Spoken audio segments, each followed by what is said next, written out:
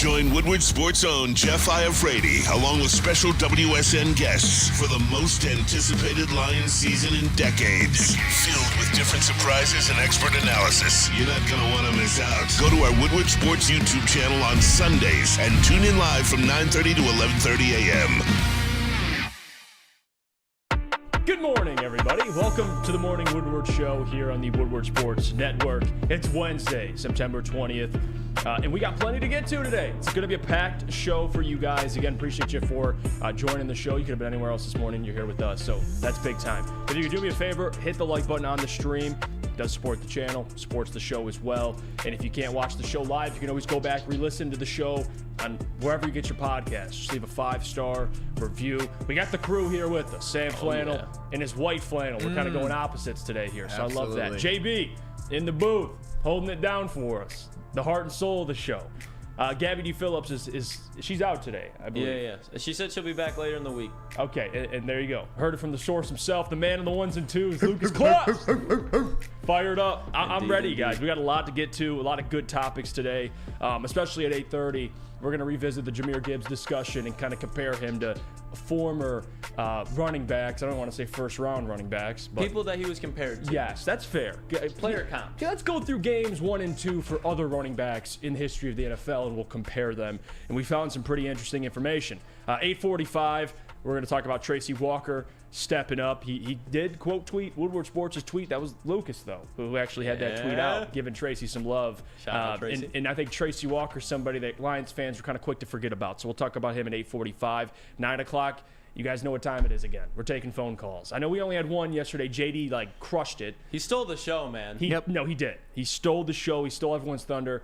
We're going to take more phone calls today on anything you guys want to discuss. We're going to want to hear from the people at 9 o'clock. 9:15, we're talking about those Michigan Wolverines. You thought I wasn't going to talk about them.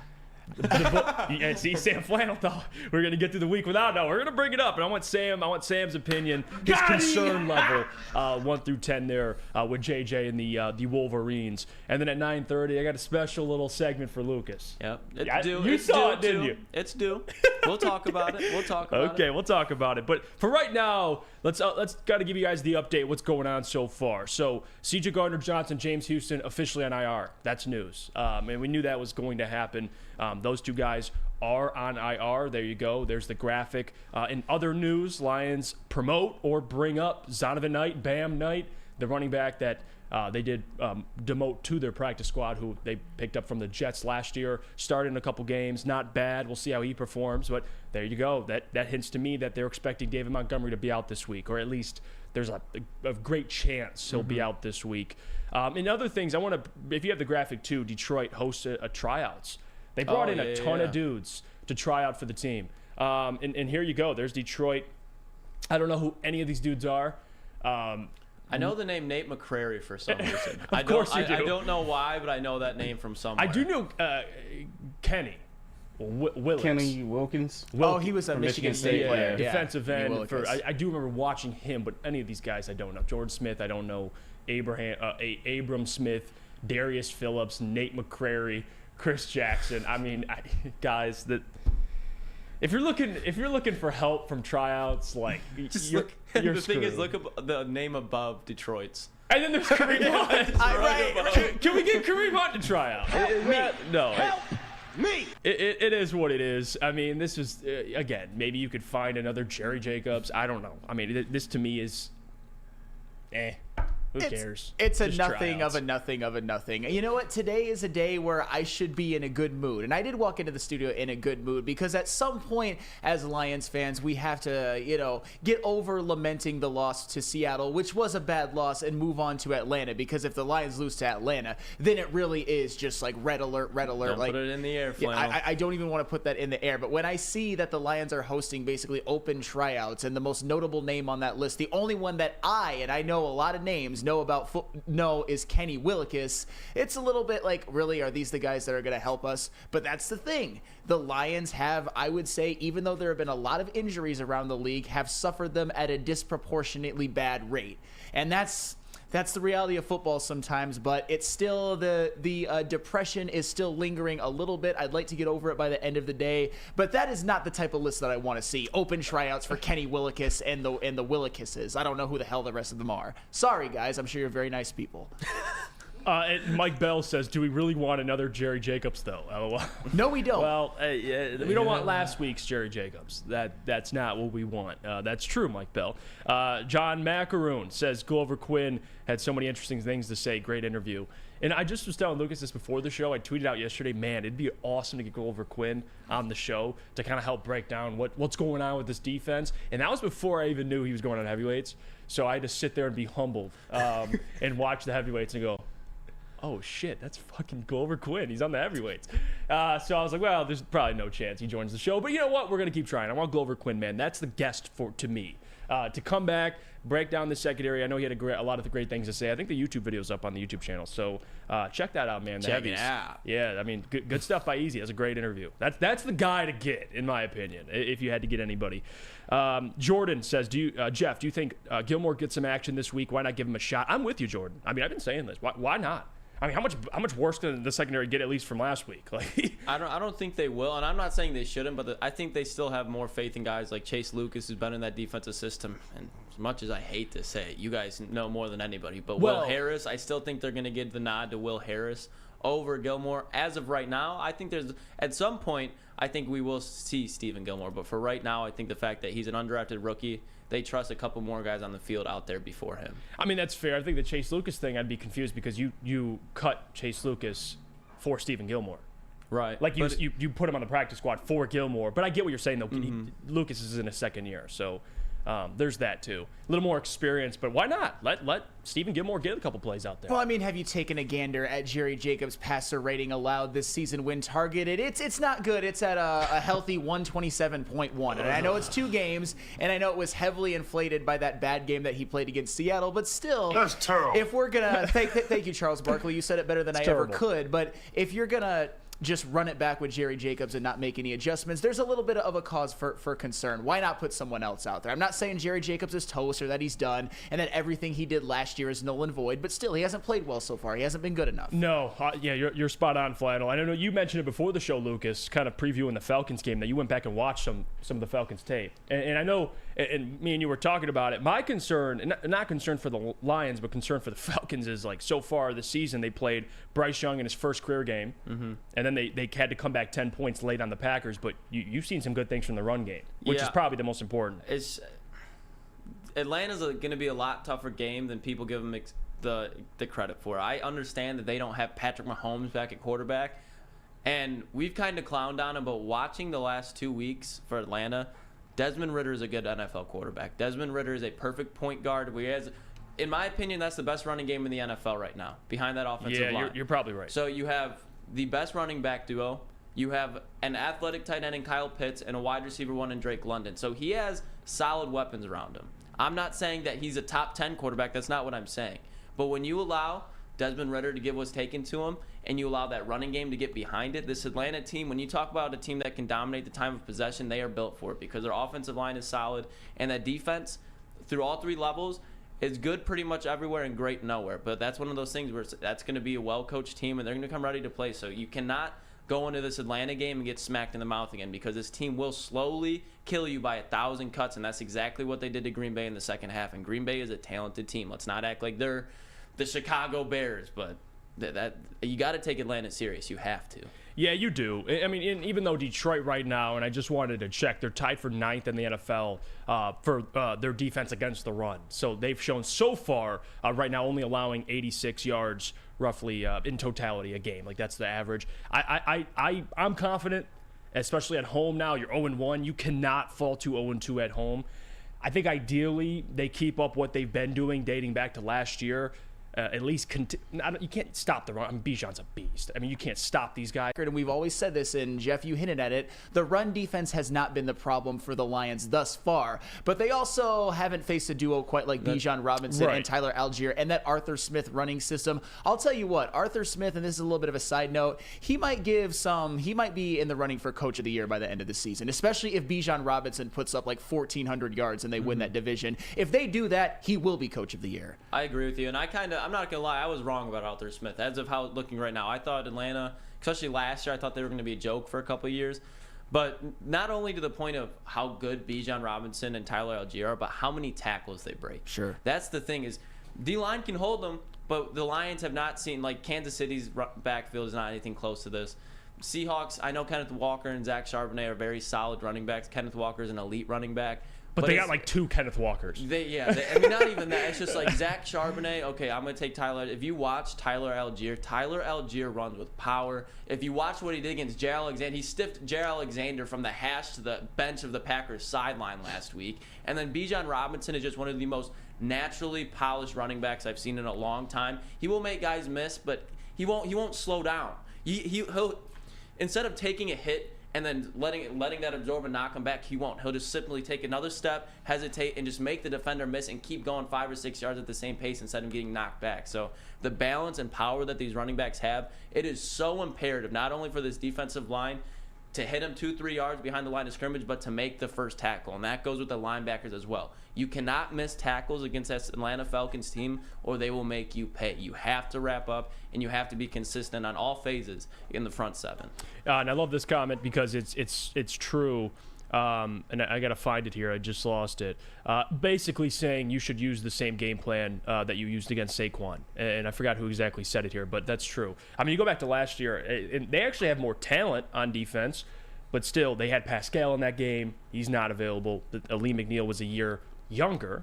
So, hopefully, we've seen it be done. But we also have seen Carolina rush for over 300 yards. Well, yeah. And so, there's my gut tells me this will go in the Lions' favor, but you never know. It's a week-to-week league. Well, and obviously what they did against Saquon was unbelievable, and Aleem McNeil had the game of his life, and I don't know if I foresee that happening this week against Atlanta, but still, I would say, and I know a lot of people aren't going to agree with this, Bijan Robinson is better than Saquon Barkley. Bijan Robinson is better than any version of Saquon Barkley, and especially when you put Bijan and Tyler Algier versus Saquon Barkley and whoever the hell his backup was.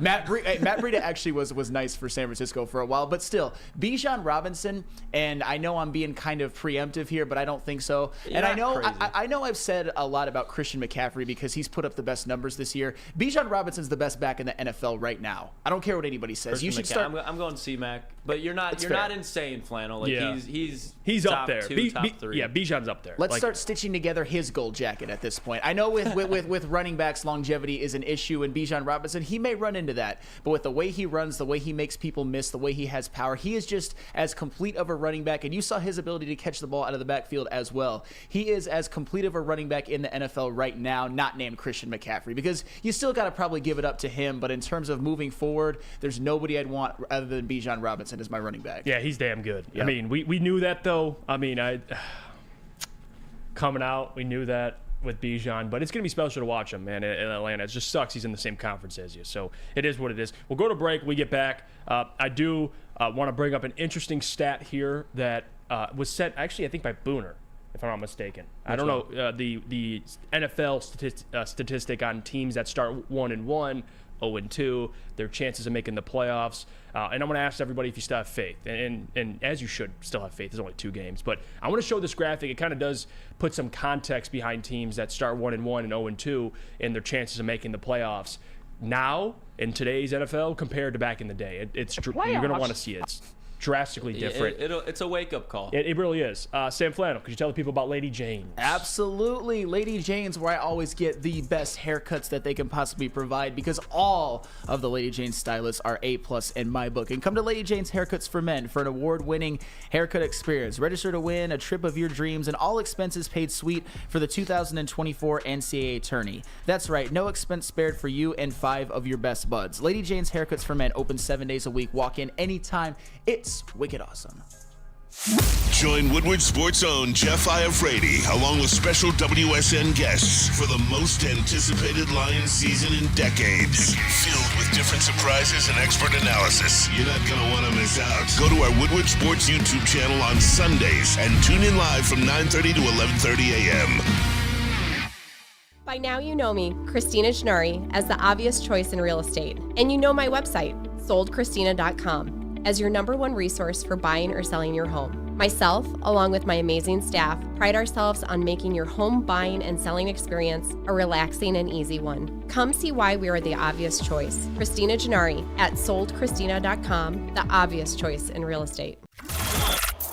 Woodward Sports' own Tom Mazaway and Sam Stick Day will be hosting our Lions postgame show after every Lions game all season long. Tune into the Woodward Sports YouTube channel for his hot-off-the-press takes, game analysis, and Kool-Aid sipping celebrations. You won't want to miss it. Join Maz, Stick, and special guests each week immediately following every Lions game, exclusively on the WSN YouTube channel. Play, practice, and party at 5 Iron Golf. Downtown's newest sports bar has 13 TrackMan simulators, certified instructors, and most importantly, a full bar and restaurant. Mention the promo code Woodward at checkout for 50% off your first visit. And visit 5irongolf.com to tee up good times, whether you're a serious golfer like D-Mac or you're there for a good time like my bum ass. 5 Iron is the spot for you. That is at 5irongolf.com to tee up good times. We're back. It's the Morning Woodward Show here on the Woodward Sports Network. Appreciate you guys for tuning in. Plenty more to get to. I want to spend some time here to kind of talk about optimism for a second. You know, that's the theme.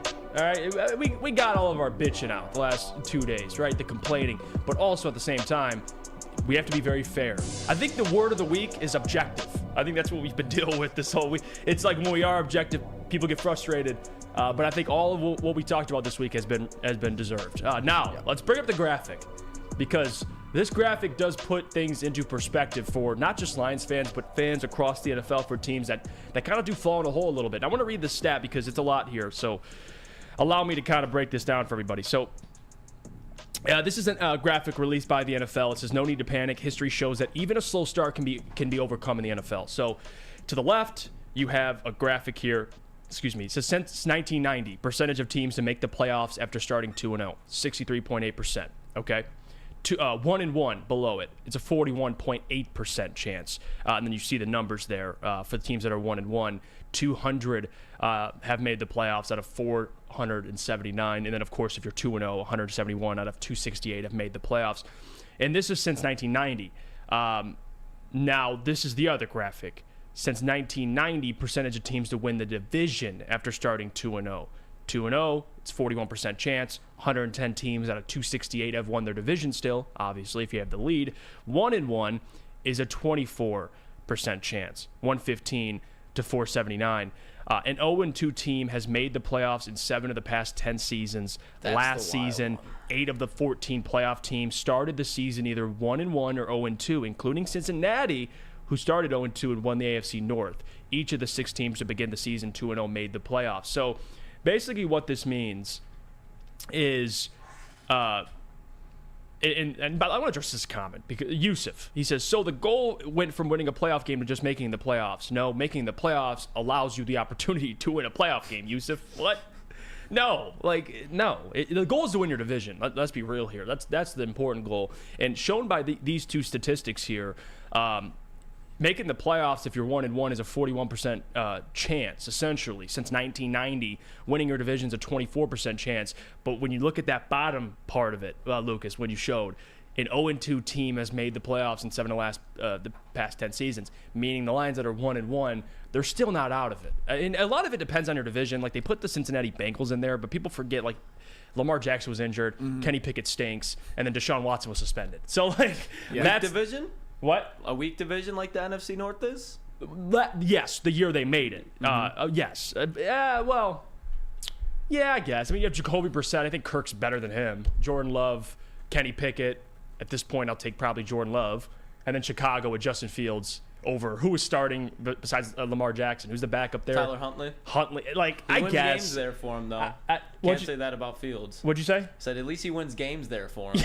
he wins. Yes, he does. He's a winner. So, It's a winner. and I'm Just glad like Kenny Pickett, I'm right? glad I'm glad you brought that up because the Bengals and obviously they have a special team there, but regardless, the Lions are not out of it. I think this is the part of this graphic. Like the fact that 0-2 teams have made the playoffs 7 of the past 10 seasons, at least one 0-2 team tells me, like even the teams now that are 0-2, the Bengals are 0-2. There's a lot of teams that you look at the thing like Chargers are 0-2. The Lions are 1-1. So the season's not over. The schedule actually isn't that bad moving forward, and I think they have a plenty of opportunity to still crawl back and win that division. Luckily, the Packers lost. So, Yes, that's the big thing. Yes, and the goal for the Lions to win the division is still alive and well, and to win a playoff game, because if they win the division, they get a home playoff game. So that is something that the Lions certainly can't lose. But I will say this moving forward, that 1-1, it's fine. It's all good. If somehow what that also means to me is that this Sunday against Atlanta is a must win. I don't want to start 1-2 with your only 2 losses being at home, and then faced with the prospect of going to Lambeau, a Packers team that I think is better than maybe people gave them a lot of credit for. And also, if I'm the Detroit Lions, you know what one of your objectives should be for the rest of the year? Win every single goddamn home game on your schedule. Never lose another game this year at Ford Field, because despite all of that, despite that bad loss to the Seahawks last Sunday, the Lions are going to be favored in every single home game they play the rest of the year. I don't care that Atlanta looks a little bit better. You have to beat them. You got your divisional games at home. You've got the Carolina Panthers, who look worse than we ever thought. You've got the Las Vegas Raiders, who nobody is really as scared of. And you've got the Denver Broncos, who just started the season 0-2 again. You've got to win the rest of your home games, because I'll tell you what, and I know I'm not trying to get too pessimistic right now, because we're turning the page, we're moving on to Sunday, but those road games, a lot of them that were kind of assumed victories for the Lions, are looking kind of a little bit more precarious. I would say at Green Bay, there's no guarantee that the Lions are going to win that one. Even at Tampa Bay, that might be a little bit tougher than people think, because Tampa Bay, have you seen their linebackers and their receivers? You're right, Flynn. Absolutely. I wasn't laughing like at you. You're right. Absolutely. The fact that we even are talking about that's crazy. And the thing is, with the Detroit Lions, are we confident this version of the Detroit Lions, with James Houston and C.J. Gardner-Johnson definitely out for that game, are we confident that they're going to go into Baltimore and win? I think even without the injuries, you have to. That's Lamar Jackson, that's Mark Andrews, that's John Harbaugh, that's Baltimore. Like, that's one of the most consistent NFL teams in the last decade. So I think even if the team was healthy, you still got to be nervous. I still have hope that they can win. I think it's way too early to ride it out, just because the Lions, they got smacked with their injury bug early. They got smacked in the mouth early. And I'd rather have that than week 8 going into Baltimore when we have Jameson Williams back, when we have Emmanuel Mosley back, hopefully. I mean, I understand the Lions just lost a couple key pieces, but they're also getting a couple key pieces back for those games on the road later in the season. So everything you said is spot on, Flannel, but I don't think it's nowhere. Yes, be nervous, but in no means panic about it. No means. Yeah, and even this one, Kyle McKay says, guys, we lost one football game. How the fuck is the conversation that the Lions can crawl back and win their division? No, it's not just about losing that game. It's the fact that they're also being hit with an injury bug pretty damn bad. Yeah, it's like 6-7 dudes. I mean, James Houston and C.J. Gardner-Johnson, they're not coming back for a very long time. C.J. Gardner-Johnson is probably not coming back for the whole season. Are we confident that David Montgomery is going to play this week? Are we confident Taylor Decker is going to play this week? Are we confident Emmanuel Mosley is going to play this week? Like, those are the issues. Are we confident that Vaitai is going to play this week? It's looking like we're definitely going to see some Matt Nelson, and nobody wants to see that in any shape or form whatsoever. So I'm just saying, with the injury bug hitting them at the beginning of the year, you've got to still tread water. You got to still win your home games. You got to beat Atlanta. You got to beat Carolina. If you lose at Green Bay, it would be disappointing, but it's looking to me like more of a possibility than it ever was. And the same with Tampa Bay. You've got to at least tread water right now. So that's why that loss, as much as I don't want to harp on it right now, was such a kick in the dick for all of us. It was the loss and the injuries. Well, let me ask you guys this, and it's like a genuine question. Let's say Lions, they still have all the injuries that they have currently, but if they win and they beat Seattle on Sunday, do you still think we're all kind of like, this guy, like, freaking out about, okay, are we really going to beat the Packers? Like, at the same time, yes, we took all those injuries, but the Lions probably played their worst game since like week 7 of last year, and they still only lost in overtime. So do you think we're still a little bit like over panicking about this whole situation? Yes, and I think it's not ridiculous though that Lions fans are overreacting. Look at what they had to deal with their entire lifetime. And now you have a season where it's one of the most hyped up seasons in most people's lifetime. And then now, a lot of injuries, you're 1-1, people start to panic. Like, I can't blame people for feeling that way, especially what they've had to witness for so long. So the Lions fan base is a little different than other fan bases on what they had to endure. So maybe the reaction will be a little over the top, but in my opinion, I think it's deserved. Like, they're allowed to overreact. It's not that big of a deal. Now, are we all saying that the season's over? No. But what we're saying is, damn, the big fish we just signed in free agency is out for the season potentially, right?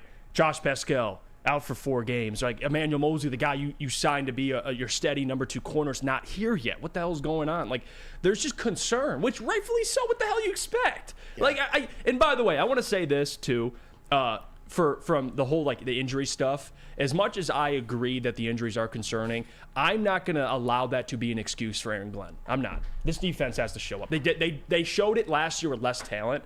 Even without CJ, they still are better on paper than they are last year. No excuses. Yeah. No excuses. This defense should be fine. And I know people were talking about the depth that we all talked about before the season, the defensive line depth, the depth in the secondary. Okay, let's see it. Let's see it. So I don't want to have that conversation. I think they'll be all right. But, of course, it's concerning. Sam, you lose a couple of the key guys for a long time. James Houston, C.J. Gardner-Johnson. It is 100% concerning. And because there's only 17 of these, I will go even a step further. If the Lions beat the Atlanta Falcons, even with all the injuries and all that, all is forgiven. I'm all back in again because the Falcons win would be a good win. It would show a lot of resilience against a Falcons team that is better than people think, against a Falcons team that is elite at one thing, and that is running the football, which is something the Lions have done well so far at stopping. But still, have you seen the interior of that defensive line? I think they are vulnerable this week. So if they can win, if they can bounce back, I am all back in, especially considering the fact that some of the injuries you don't think will hurt them for too long, like Decker or Emmanuel Mosley or David Montgomery. They will be back at some point, or at least you think. And like I said yesterday, you still got Goff, you still have St. Brown, you still have Aiden Hutchinson, you still have Penei Sewell. If you lost one of those 4, you might be thinking, oh crap, the season's over. But they are still there. The Lions will be fine,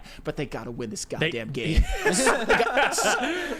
Sam, you're spot on. Yes. They have to win this football game. Not that it's like this must win, but like it is key. I mean, you can't be 0-2 your first 2 home games. That's embarrassing. Like the turnout that I expect this week will be almost, I think it could challenge last week. We'll see. I mean, after a loss, it is a little deflating, but I think Ford Field's going to be electric. It'll be packed. I think winning this game will just mean a lot for the fans, the players. It's like, finally, we're 2-1. We're above 500. Now, I do want to say this too about the schedule. You could argue, and you might win that argument, that at least the first 2 games are the hardest 2 games on this entire schedule. Besides maybe if you want to bring up the Cowboys. Yeah, because the Cowboys look good on the road. But like in terms of the first 2 games for any team, they've had a tough 2 games. So at least you got those 2. You got the Chiefs and the Seahawks out the way. The Seahawks who have basically the Lions' kryptonite, and then you have Andy Reid and Patrick Mahomes on the road. They got those out the way. At home against the Falcons, on the road against the Packers, at home against Bryce Young, on the road against the Bucs. Like, those are 4 winnable games. How you get back in rhythm. The Lions just got smacked in the mouth. But let's truly be honest about this. This Detroit Lions team, from what we've seen over the last half of last season, the beginning of this, the Detroit Lions play best when their backs are against the wall, when they're pinned, and they have something to prove. And this Atlanta team right now, they're rolling. So I have all the faith in this team right now because I know that when adversity hits, from what I've seen last season, and that means something with the coaches they have right now and an improved roster, they show they can get smacked in the mouth and respond. They showed that they can do it offensively last week when you're down 10 points in the last half of the fourth quarter. They responded and put that game back in overtime. So this Detroit team knows how to respond. Respond against Atlanta. Go on Thursday night. Christian Watson's probably going to be back against the Packers. Aaron Jones probably going to be back for the Packers as well. So they're going to have a little bit of momentum. Smack them in the mouth and then get 2 get-right games with Carolina and Tampa Bay. If you can do that, all this noise that's in Detroit right now is going to go right back down. And this just dish out what just happened to you. That's all you got to do. You got smacked in the mouth, pick up your nuts, and hit them right back in the fucking mouth. That's what it's all about. That's what this culture is built on. Let's see it. Bite a kneecap off. Michael Bodo, sorry if I mispronounced Bodo or Bodo, excuse me for that. Jeff, if the Lions defense doesn't play better, who's to blame? Aaron Glenn? Yes, and I'll say this too. You know what I'm watching with the Rams, which frustrates me? Name me a defensive player besides AD and they have Raheem Morris cooking over there within LA. Like defensively, they look at least mid, but they're playing above who they have. That's what I expect out of AG, right? They have talent. AG's job is to elevate the talent, put the guys in the best position to succeed. We shall see that moving forward. Raheem Morris is doing a hell of it. That's a D coordinator in LA, man. What he's working with the Rams. I'm looking at jerseys like, who the is? I'm like, okay, Aaron Donald, of course, the Hall of Famer. And then I'm looking around, I'm like, oh. Puka Nacua? I'm like, what?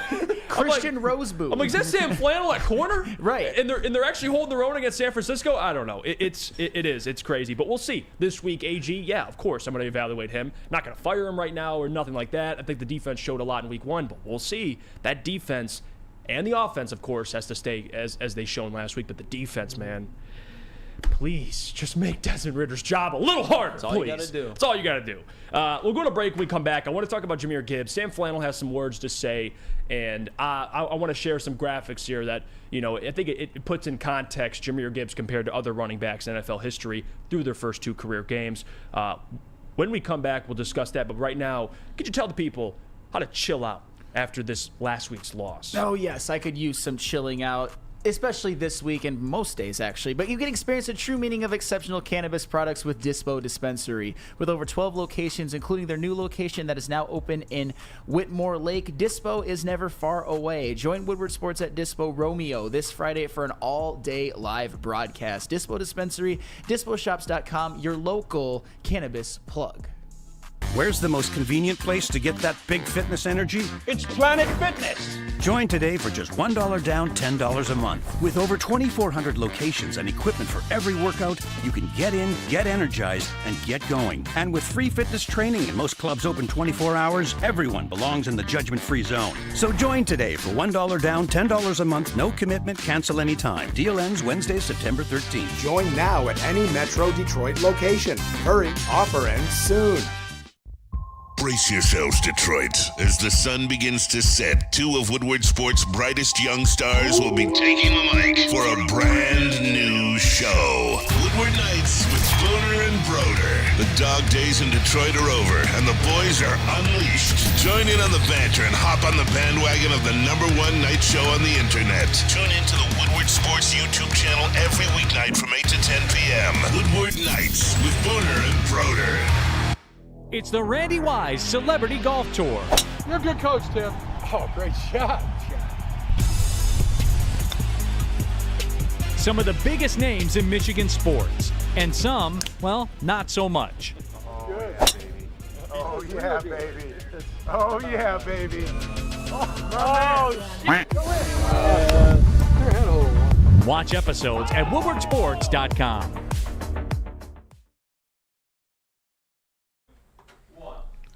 When buying or selling real estate, flexibility and control over the sales process is key. Sellers, how would you like the freedom of canceling your listing agreement at any time, any reason, with no penalty? That is exactly what Mark White and Associates offers. It's called the minute-by-minute listing agreement by Mark White and Associates. Try Mark White's risk-free minute-to-minute listing agreement today. Looking to buy or sell real estate? Visit markwhitesales.com or give them a call at 248-290-8242. markwhitesales.com, where flexibility meets success. We're off and running. It's the Morning Woodward Show here on the Woodward Sports Network. I appreciate you guys for sticking with us. Plenty more to get to. It's Jahmyr Gibbs time. I know we kind of I teased this at the beginning of the show, but I did want to discuss Jahmyr. This isn't a poo-poo on Jahmyr segment, but I do want to put context behind his first 2 career games. And Lucas, if you have, I know you put some graphics in the heavyweights thing. It was great stuff. If we can see some of those, and you can walk us through it. It's going to be like, so you have the 3 players that you wanted. I got the first 2 together, and then the last one by Gibbs. Okay. So we'll have them at the same time, but this is the first one. Let's see it. So just for context, these are the stats to the first 2 games for players that were Jahmyr Gibbs was kind of comped next to coming out of Alabama. So you got LaShawn McCoy, first 2 games.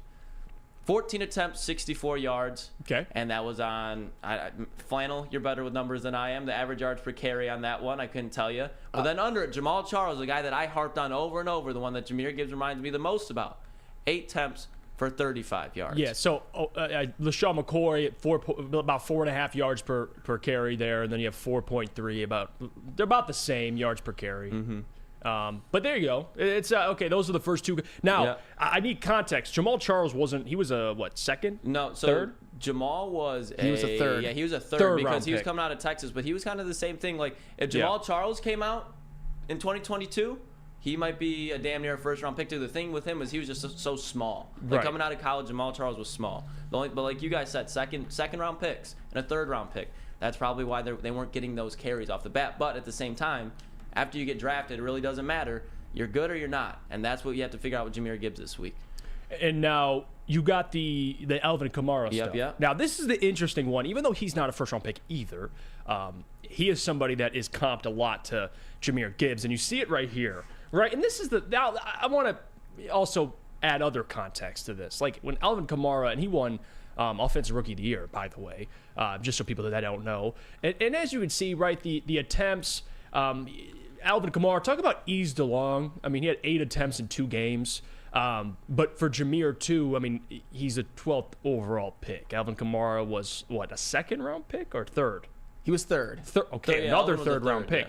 Yeah. So there you go. But that's a more of a fair compare. I always compare Jahmyr to Alvin just based on, I mean, Alvin's a little bigger weight-wise, but in terms of what they can do actually on the field, they're pretty comparable. But there you go. It is good context for those two. Now, it does put at least a picture in people's minds of what to expect, because as Lions fans, you draft a guy 12th overall, you get sold the explosive ability, right? How dynamic he is, what a game changer he is, and when he doesn't get unleashed as people expect, they do get frustrated. But I think it is fair to kind of say, well, it is only 2 games, but at the same time, you got other running backs. When you're drafted 12th overall, Sam Flannel. I got another interesting one for you. Go for it. You usually hit the ground running, but let me. Christian McCaffrey, okay, first 2 perfect. games. So Christian McCaffrey, I believe, was the 7th overall pick. Yeah, I could be wrong. he but was it the first-round there. pick. 21 carries for 57 yards in 2 games. So he wasn't getting fed either. That's 10.5 carries per game. Now, that's more than Jahmyr, but at the same time,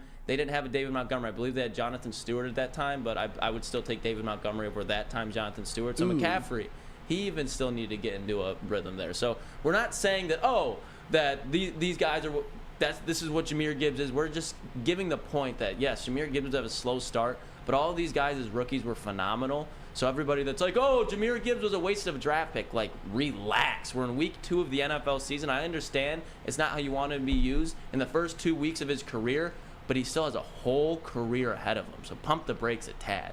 And also, Alvin Kamara had Mark Ingram ahead of him, who was a bell cow back, and he did take some carries away. But Kamara still ended with 800 is essentially his rookie year, and that was enough to win the award. But Sam Flannel, when you see these stats, your initial reaction? All right, so my initial reaction is if Jahmyr Gibbs obviously becomes Jamal Charles, LaShawn McCoy, Alvin Kamara, or Christian McCaffrey, we will be doing backflips. It will be a great pick, and I think this Lions offense will look better than it even has so far, and that could be a Super Bowl level offense, which I would argue they already maybe even had last year, but still, that would be amazing.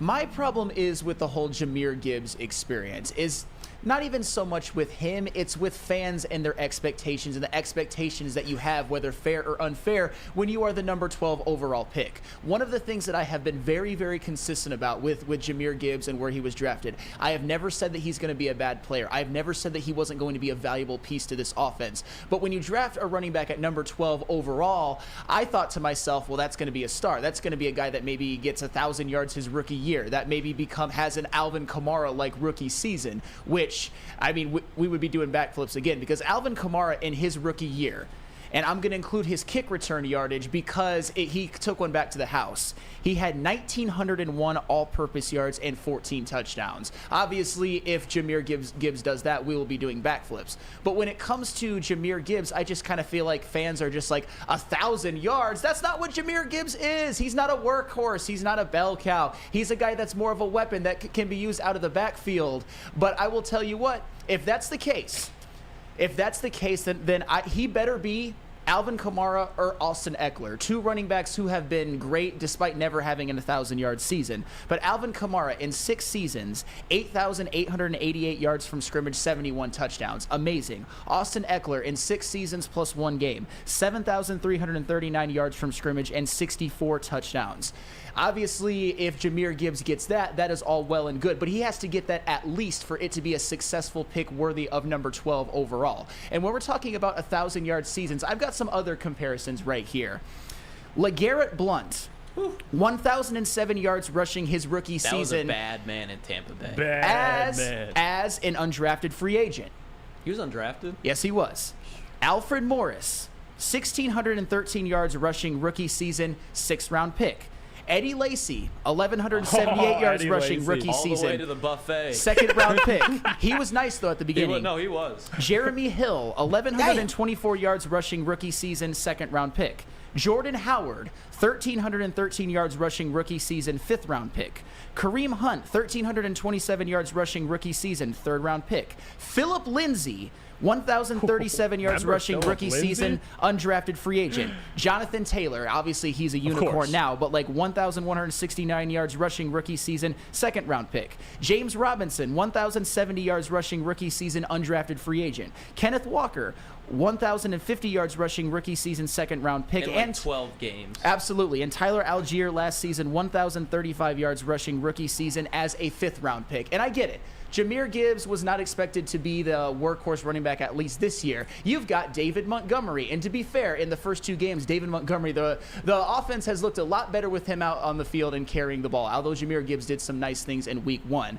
But we're talking about with David Montgomery being out. This should be Jahmyr Gibbs' show 100% this week. Jahmyr Gibbs should actually get the usage and do something with it. I expect him to get between 15 and 20 carries and maybe 5 catches out of the backfield, and I don't think that is too much to ask for because we saw what these 5th-round picks, 6th-round picks, undrafted free agents, 3rd-round picks, 2nd-round picks do in their rookie seasons. Rookies get 1,000 yards rushing all the time. And when we talk about David Montgomery being out, I don't want to hear about Craig Netflix Reynolds and his 343 yards rushing his entire career. I don't want to hear about Zonovan Bam Bam Boom Boom Knight or whatever the fuck his nickname is.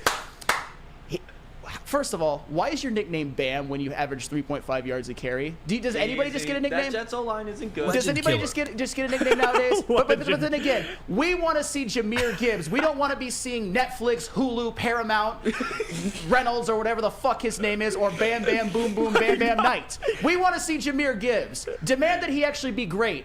I don't want to hear about easing him along. David Montgomery's not there.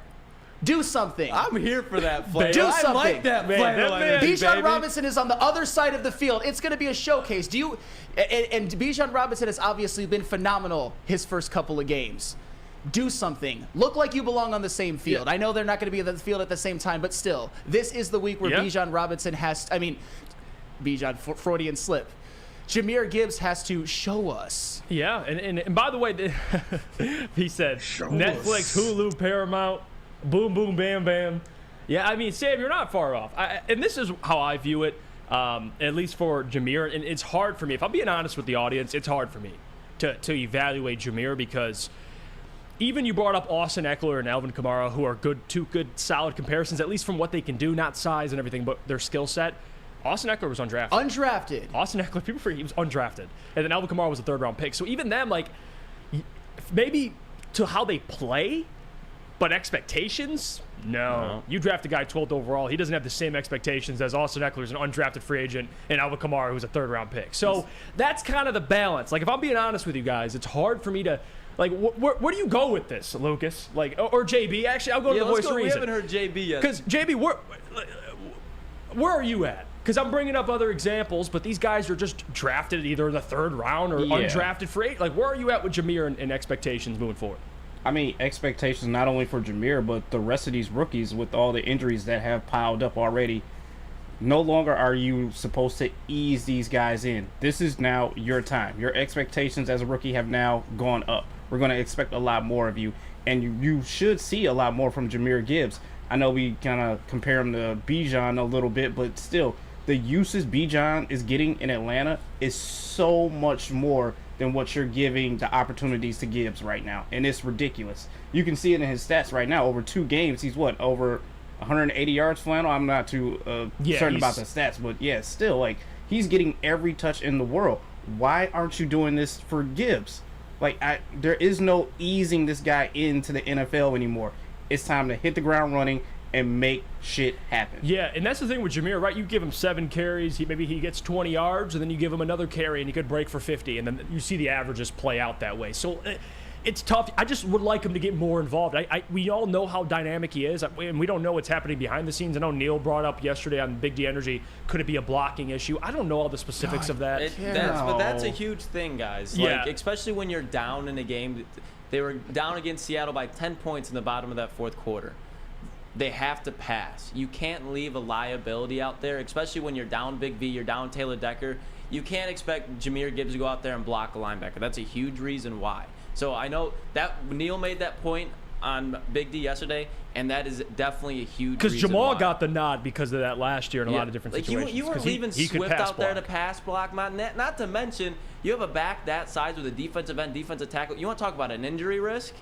You want to talk about an injury risk? Well, that's the way to do it right there. Well, you know what? I'm about a couple of mid-games with no usage away from calling, I'm not going to say a bust, but a bad pick at number 12, because I even see Mike Bell. Gibbs was never drafted to be an inside the tackles back. Why do we have expectations for him to perform in a way he was never intended to? Well, Mike Bell, I get it. Then you better be Alvin Kamara or Austin Eckler at this point. Yeah. And Alvin Kamara was a 3rd-round pick. Austin Eckler was undrafted. You better be that. You better get a ton of usage catching the ball out of the backfield if you're not going to be an every down back. And that's what we expected out of Jameer Gibbs, but I just keep seeing this whole, oh my God, it's so early. Oh my goodness, with David Montgomery out, we better promote Bam Knight or whatever the Zonovan Bam Knight, who has done nothing.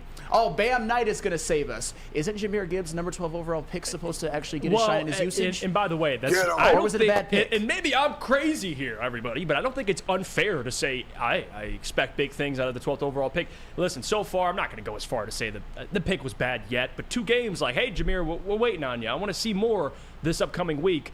No, I don't want him to get 20-plus carries, Neil Rule. I know he brought that up. No, that's not what I want. But I want double-digit carries this week. Neil Rule's another one. Just like demand something, man. I want 10 to 13 carries this week. I would say even more than that. I think at this point, and it's strictly because of the David Montgomery injury. I was one of those guys where, I wasn't happy that Jameer was kind of he was like a James White essentially, and even there was this play late in the game against Seattle where Jameer Gibbs was wide open down the sideline, wide open. And if Jared Goff gets him that ball, I don't think anybody's stressing about Jameer Gibbs' usage. But the fact of the matter is, we have Bijan Robinson, who was drafted ahead of him, and now everybody in Detroit is saying, well, Bijan's got 15, 20 carries last week. Now, let's add in the context that he also has Arthur Smith as his head coach, who's running the ball more than anybody in the league throughout this whole season. So keep that in mind, where Bijan is in a system where he's going to be a bell cow back.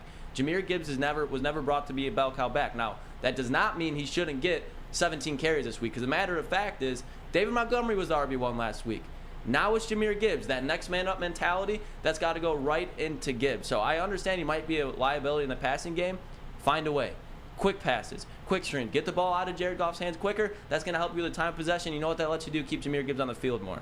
So I get it, but I don't want Lions fans getting so caught up in the usage between Bijan Robinson and Jameer Gibbs right now, just because the play calling situations that they're in are just completely different. And we got to go to break, but there's some comments I do want to point out. Chuck Brewer, appreciate you, Chuck, man, always supporting the show big time. He says, why did Brock? Oh no! Oh God! What's Sam?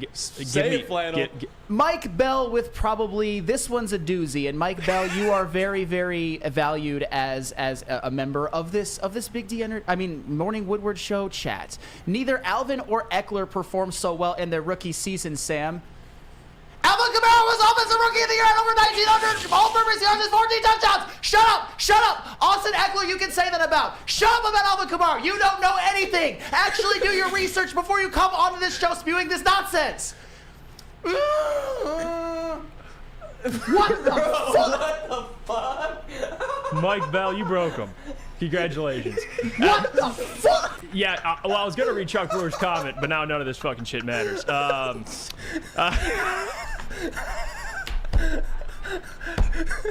Sam, can you tell us about Guardian Alarm? Yeah, Sam, tell us about Guardian Alarm, man. Defending that dumbassery from the fucking chat. Let Guardian Alarm offer you customized solutions from real experts. Our professional technicians take the time to recommend security and automation solutions specific to your needs. 24/7 professional monitoring. Call us anytime, day or night, and know that a Guardian team member will stay on the phone as long as needed. Technology backed by people. Your safety and security deserves technology that's been proven to work and people have been proven to care. Call them at 1-800-STAY-OUT. That's 1-800-STAY-OUT. Guardian Alarm, your local security experts. Mike Bell!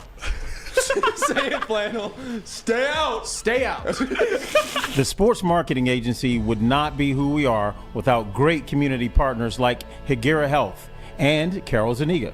It's an awesome opportunity to partner with your organization. Higuera Health is a comprehensive behavioral health organization. We serve children through older adults with mental health, substance use, and developmental disabilities across Western Wayne counties, and really excited to now be in downriver communities as well. Give us a call at 734-458-4601. Now, coming to Woodward Sports, Woodward and Main Street, the Woodward Sports Network Detroit Lions Show. Let's go!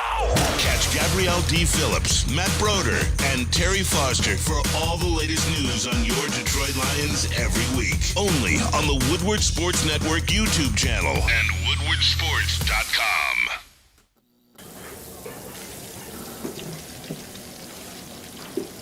Burgers and chicken sandwiches are taking over at Big Boy. Try our new pretzel bacon cheeseburger. Turn up the heat with Bob's Hot Chicken Sandwich. Upgrade those regular fries with our chili cheese fries or loaded baked potato fries. Hit your sweet tooth with funnel cake fries or Reese's chocolate peanut butter thunder cake. Load up on all your favorites today at Big Boy. For over 60 years, Fairway Packing has provided Michigan's finest restaurants, hotels, and casinos with prime beef, Wagyu beef, and dry-aged beef. Experience the Fairway difference for yourself today. Visit their steak shop in Grosse Pointe Woods for grab-and-go steaks or order online at fairwaypacking.com. Now that's real beef right there. Not the Mike Bell Sam Flannel beef. Like that's Fairway Packing beef right there. Fairway Packing. Fairway Packing, baby. Let's talk about Tracy Walker for a second, but I did want to read this comment because I did want to address it.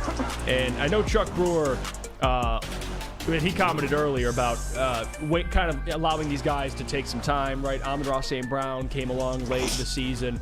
Guys, he was a 4th-round pick. And out of all the positions in the NFL, running back is one of the ones where you hit the ground running, no pun intended. Isaiah Pacheco was a 7th-round pick. He started right away and played well. Now, different backs. Jameer's a little different, but still, you can't compare. That's apples to oranges. It just is. But regardless, let's move on to Tracy Walker, Sam Flannel. Yes. What's your heart rate at? Are you okay? You know, I've calmed down quite a bit. Sam took a hit from some of that pack over at Dispo. I'm fine. I'm all right. He's smoking that Chiefs pack. And now we'll move on. The Campbell. He's staring at me, ready to fucking kill me. He's ready to turn me into a flannel. Campbell head. That's what I was told. Campbell head. Let's talk about Tracy Walker for a little bit here. What a transition, man. I can't wait look to at have this. callers after that. I know. Nolan says smoking that Kamara pack. I'll just say, if you actually believe that Alvin Kamara did nothing as a rookie, like I'm all about free speech, but go take that somewhere else. Michael Boyd said Sam should never have kids. Imagine his son's gonna say, Dad, I don't think Alvin Kamara really did that much as a rookie. You didn't Alvin Kamara. I will teach them all about how to use stats drop to them make off it on the side of the expressway in a grocery basket or something. Man. Coach Walk 37, I can't listen to you guys today. You're so impatient and the whole sky's falling. Shit, it's 2 games. You're acting like they are 1-4, and Flannel saying Gibbs is on bust alert. I didn't say bust alert. I think we've said the exact opposite. Yeah, I'm going to be honest. Actually, today, Coach Walker, was a pretty good show. We were talking about how optimistic. Listen, I understand all of us at the network were extremely high on the Detroit Lions, and they just hit an extreme low. And you got to talk about what happened in between there. But it's Wednesday. We started the show off saying, you know what? It's a new day. It's hump day, Wednesday. We're going to look back at Seattle a little bit, but now we're shifting our focus to this Sunday. next man up in that game. That's what we're looking at. We're looking at what the Falcons have and what the Lions can bring. Hold on, to let me say this, and you tell me if this is fair. Everybody can say it, okay? Expecting more out of Jahmyr Gibbs in the 12th overall pick, fair or not fair? More than fair. Absolutely fair. Expecting more out of AG in this defense, fair or not fair? Fair. Expecting more out of this Lions team to win at home, fair or not fair? Fair. That's what we discussed. Is that a reaction? That's all fair. Like, I don't know if Coach Walk doesn't want them to win at home this week, but I think we all would like to. Coach Walk, we love you, but still, like, that's not ridiculous. Like that. No. I don't know. Sorry, Coach Walk's a ball knower. He can't be like. You can't show up to the blackjack table and win 100% of the time, like Neil Rule said yesterday. So it's all good. Coach Walk, it's okay, man. I know. It's just funny. We're like, I think AG needs to show more out of this defense. Like, how dare you talk about AG? It's like, dude. No, Jerry Jacobs is just lined off 7 yards off the line of scrimmage on DK Metcalf the whole game. It's kind of frustrating. No, and you kind of need to bring it up. I mean, come on, dude. But anyways, Atlanta. Yeah, Atlanta. And let me read some of these guys, because now I'm just going to turn this into the people segment, because we are taking phone calls at 9 o'clock. So for all the people that are frustrated for whatever reason, please call the line. I'll put the number in the chat. We'll talk to you. It'll be a lot of fun there. Let's see. Chuck Brewer says, Jeff, waiting on Gibbs in the passing game is my point. That takes time. If Gibbs was brought here to be in between the tackles running back, then he should hit the ground running. That's fair, Chuck. I mean, at least for the passing game, I think we'll be eased along. But I just, again, it's not. I'm not saying Gibbs is a bust. I'm actually excited to see Gibbs out throughout the season. But what I am saying is, I do want to see that explosive, that big playability that we were advertised for Jahmyr. Bijan's different. I don't want to make this a Bijan game against Seattle. He carried the ball 7 times for 17 yards and was losing carries to Craig Reynolds. Yeah, and not a great side. And I don't want to compare. It's hard because Gibbs and Bijan are different backs. But again, we were advertised not for Jahmyr to be a bell cow, but to be a weapon. I just want to see it. That's all I'm saying. I don't think he's a bust. But what I am saying is I want to see it. But regardless, let's go to break. We'll just call it a little early here, and we'll get to the phone calls. I'll put the number in the chat. Again, JD, who called yesterday, absolutely crushed it. I don't know who's going to try and top his phone call yesterday, but we'll talk to the people. We'll get the concerns out. You talk Jahmyr. We'll talk this upcoming game, the defense, Dan Campbell, anybody you want to talk about or discuss, please call the number. We'll go to break, but first, I got to tell you about our friends over at Big Boy, because, listen here, Big Boy's got it all. They got burgers. They got chicken sandwiches. They're all taking over at Big Boy. It's burger time. Try the best cheeseburger or their new pretzel bacon cheeseburger. They got chicken sandwiches as well. And if you want dessert, of course they got it. The Reese's Chocolate Peanut Butter Thunder Cake or their Funnel Cake Fries, only at Big Boy. At work and at home, we're there with smarter security solutions. Featuring complete automation with customized alerts and more. For over 90 years, we've been the company that's been counted on to protect what matters most, all with personalized service and care. Right now, for a limited time, receive a free video device plus free installation with a new home system. Guardian Alarm. We protect Michigan. Join Woodward Sports' own Jeff Iafrate, along with special WSN guests, for the most anticipated Lions season in decades. Filled with different surprises and expert analysis. You're not going to want to miss out. Go to our Woodward Sports YouTube channel on Sundays and tune in live from 9:30 to 11:30 a.m.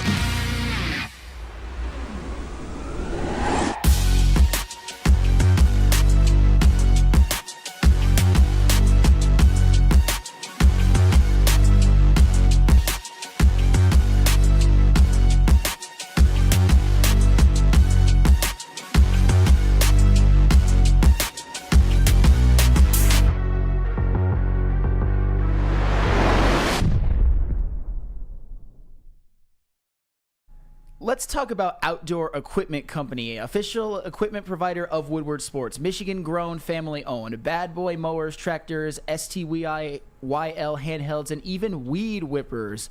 Liberty trailers, generators, snow X-plows, and salters. Outdoor Equipment Co. has it all. Buy it, rent it, 0% financing. Delivery to your doorstep at OutdoorEquipCo.com. We're back. It's the Morning Woodward Show.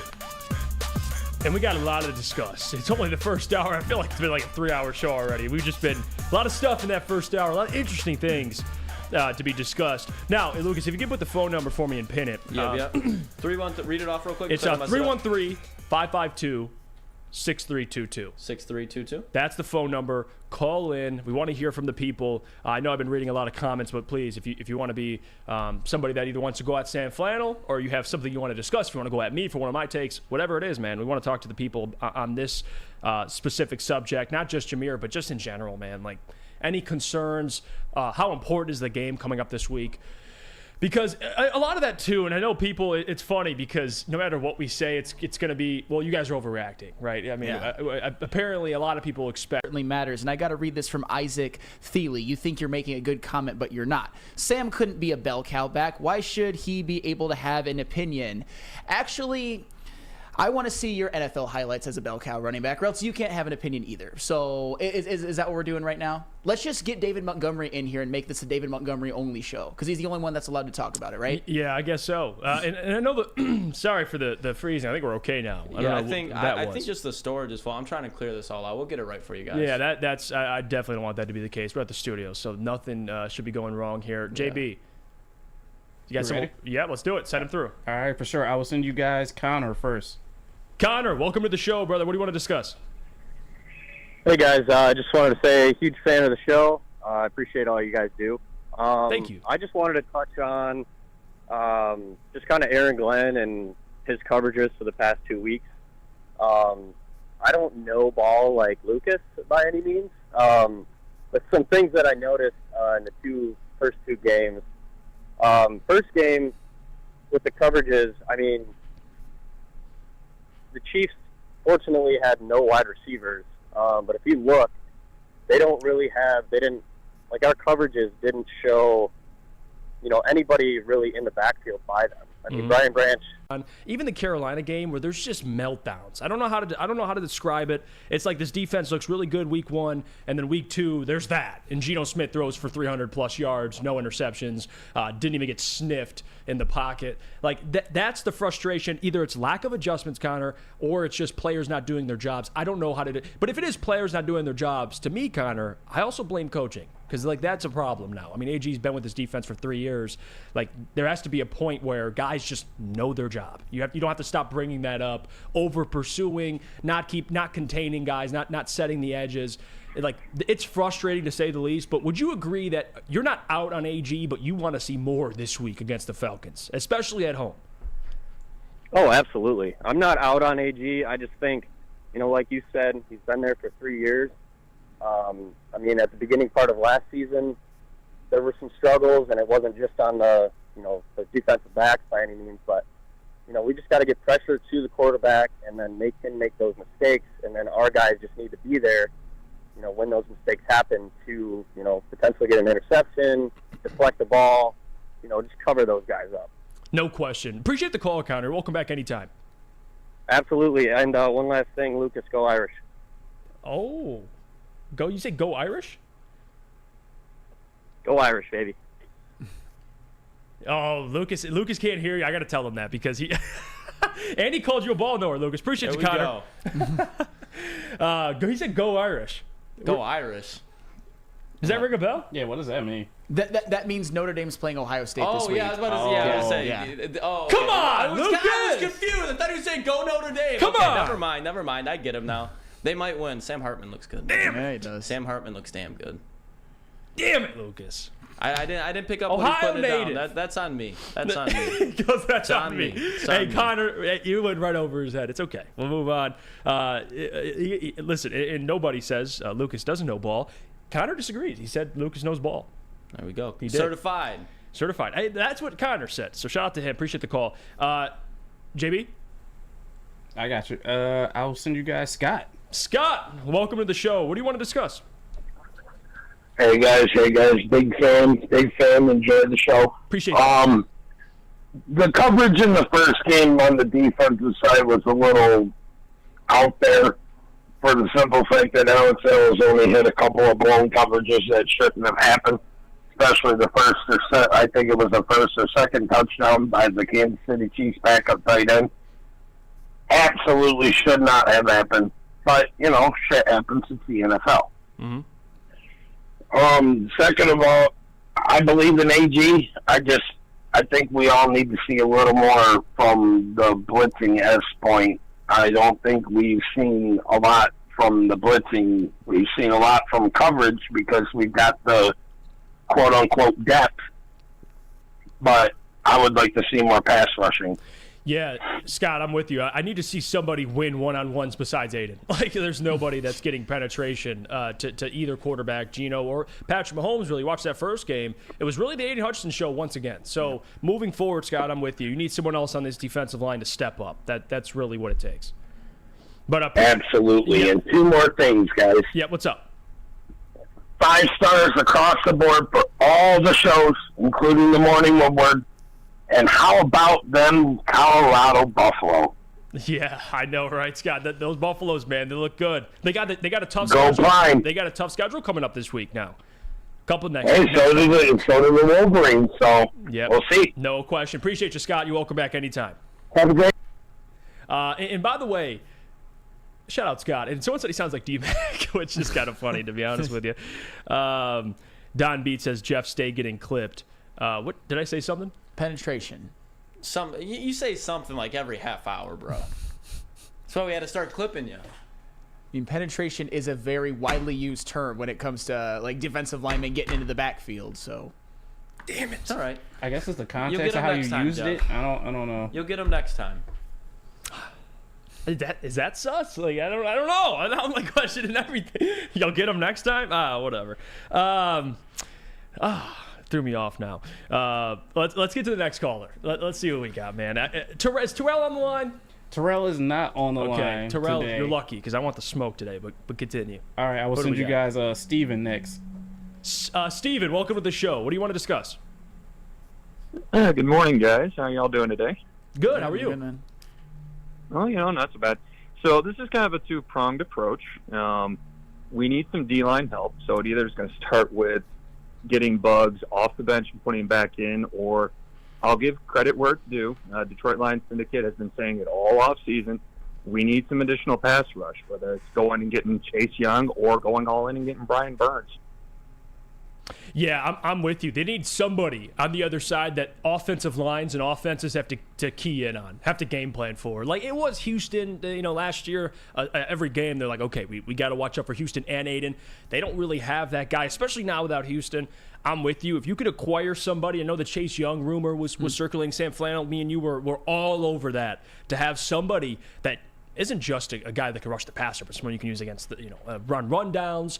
But you're 100% right, Steven. You need somebody on the opposing side of Aiden that they cannot just double Aiden because so and so is going to get free. They don't have that right now. Sam Flannel. No, that's the problem, especially with James Houston going down. He was a guy who was that at least in spurts for last year at the end of the year. Yeah. And James Houston was, I think, one of the driving forces in them having such a great run to end this season. And now he's going to be out for a while. Chase Young, man, I'll tell you what. I don't know if Washington is going to get rid of him. They're 2-0. Chase Young played a great game in his first game back, and they're probably going to regret not picking up that fifth-year option. Which is idiotic. Because I will say this. Chase Young, don't be surprised if he's a dark horse defensive player of the year candidate at the end of the year. I'm not saying he's going to win it, but he might be fighting for that all-pro spot. The dude is good. And then Brian Burns is trying to get paid. Yeah. And now with Bosa, Chris Jones getting paid, it's only a matter of time before Brian Burns gets a big bag. But I appreciate you, Steven. You're welcome back anytime to call back. I appreciate it, guys. You have a good one. And Flannel, for God's sakes, take some deep breaths, man. I worry about you. Appreciate you looking out. Namaste. That was awesome. You can send the next person through, JB. All right, I'll send you guys Adam. Adam, welcome to the show. What's on your mind? Hello, I just wanted to say thank you guys for everything, first of all. And then I just have two quick things. I still don't think I'm a believer in Dan Campbell. I don't know if anyone has brought this up, but he did the same thing in the Bills game last year, playing for overtime. Mm-hmm. So that's my first thing. So the minute I was like, we're kicking this field goal, I said, we're going to lose the game. And then the second thing that I wanted to bring up, I don't think we're in panic mode, but if you do lose to Atlanta, even though Dan has shown that he can post us up for divisional games, I think losing 2 back-to-back NFC games like that basically means we're only getting in if we win the division. So that's just the two thoughts that I had that I wanted to speak about today. Well, number one, appreciate the kind words, Adam, and appreciate you being a loyal listener. And by the way, what you brought up is important there. Not only just losing 2 back-to-back games, but at home, you're 100% right. And I was actually at that Bills game, so I know what you're referring to. And this is something with Dan. It just seems like, and again, players play hard for him. I still believe in him. But to some point, Adam, you wonder, with higher expectations, with a more talented team, the more eyes that are going to be on Dan Campbell. It is what it is. And early on, it's like, okay, this is a guy that's changed the culture. There wasn't a lot of pressure, but now this year with more expectations, of course, more eyeballs are going to be on Dan. But appreciate the call, Adam. All right, thank you so much. Have a good day. Yeah, you too. I'll tell you what, that'll close it for phone calls today. We took a couple, and I don't want to take up too much of the show, but a lot of good calls. People chiming in. I think they were all very fair. Even a couple giving you some advice there. How to control your breathing. Very nice little session. Probably need to take that advice at some point. But I actually kind of like what that caller said about Dan Campbell, because I'll go on record right now. I think that he could be the coach moving forward, but I don't think it's a done deal that Dan Campbell is the guy. I think they definitely have to. They can't lose games like they did against Seattle, because it wasn't all on Dan Campbell, but to some degree it was. Dan Campbell played a role in them losing that game, particularly with those 2 4th downs that they missed, taking 3 points off the board and then basically giving Seattle a short field to get 7. And then when it was time to actually go try to win the game in regulation, all of a sudden they go conservative and they basically play for overtime. That was frustrating. With 3 timeouts and kick, it's over. It's over. On to Atlanta. Right. And those are things that I hope Dan Campbell cleans up. But I was hoping that they would be cleaned up before the season, that we wouldn't have to be questioning his in-game decisions again. So if that becomes a habit, if there's a couple other games where Dan Campbell's decisions maybe cost them another win or two, and they maybe miss out on seeding or, God forbid, the division, hell yeah, I'm going to have some questions about Dan Campbell. He's not a done deal yet. No. Again, and to say he signed him to a lifetime contract right now would be a little ridiculous. But Dan has done a tremendous job so far. You got to keep it up, though. Higher expectations. This is a playoff team to all of us. We'll see how it plays out the rest of the season. We'll go to break. When we come back, I do want to bring up the Michigan Wolverines and get into that conversation with Sam Flannel, kind of discuss his concern level, and especially that Bowling Green game that I got to watch. Hey, Ziggy! Bowling Green. Look at Lucas smiling over there. It was fun. It was fun to watch. It was fun to watch for a little bit. That was more in your territory. It was. A lot of 419 boys on that team. A lot of 419 boys on that team. But before we do that, you got to tell us about Swiss Insurance, Sam Flannel. Absolutely. Do you have football on the brain? Fall ushers in college and professional football, and this year is going to be awesome. Fall is also a perfect time to shop your home and auto insurance. Shop it like a pro with Swiss Insurance. They cover Woodward Sports Network, and they should be covering you too. Ask for Mark at Swiss Insurance today at swissins.com or call 248-800-4177. Again, that is 248-800-4177, Swiss Insurance. Gabby is a college student struggling to study for her big exam. Then, she discovered Syntron, a healthy way for her to stay awake and focus. Jennifer frequently has chaotic days like this until she gets online, orders some Syntron, and finds her groove. April visited her local grocery store, purchased a case of Syntron, and entered to win the Syntron 100K Vegas giveaway. Pick up your case of Syntron today at any Meijer location or visit drinksyntron.com/Vegas and enter for the 100K Vegas giveaway. Brace yourselves, Detroit. As the sun begins to set, 2 of Woodward Sports' brightest young stars will be taking the mic for a brand new show. Woodward Nights with Spooner and Broder. The dog days in Detroit are over, and the boys are unleashed. Join in on the banter and hop on the bandwagon of the #1 night show on the internet. Tune in to the Woodward Sports YouTube channel every weeknight from 8 to 10 p.m. Woodward Nights with Spooner and Broder.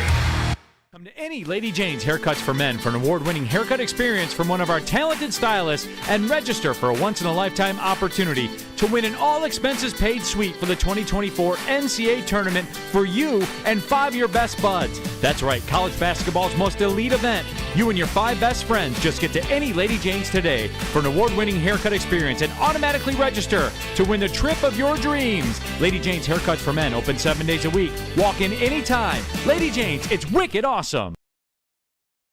Just in time for football, Glorious Cannabis is dropping a new ice water bubble hash infused pre-roll called Honolulu Blue.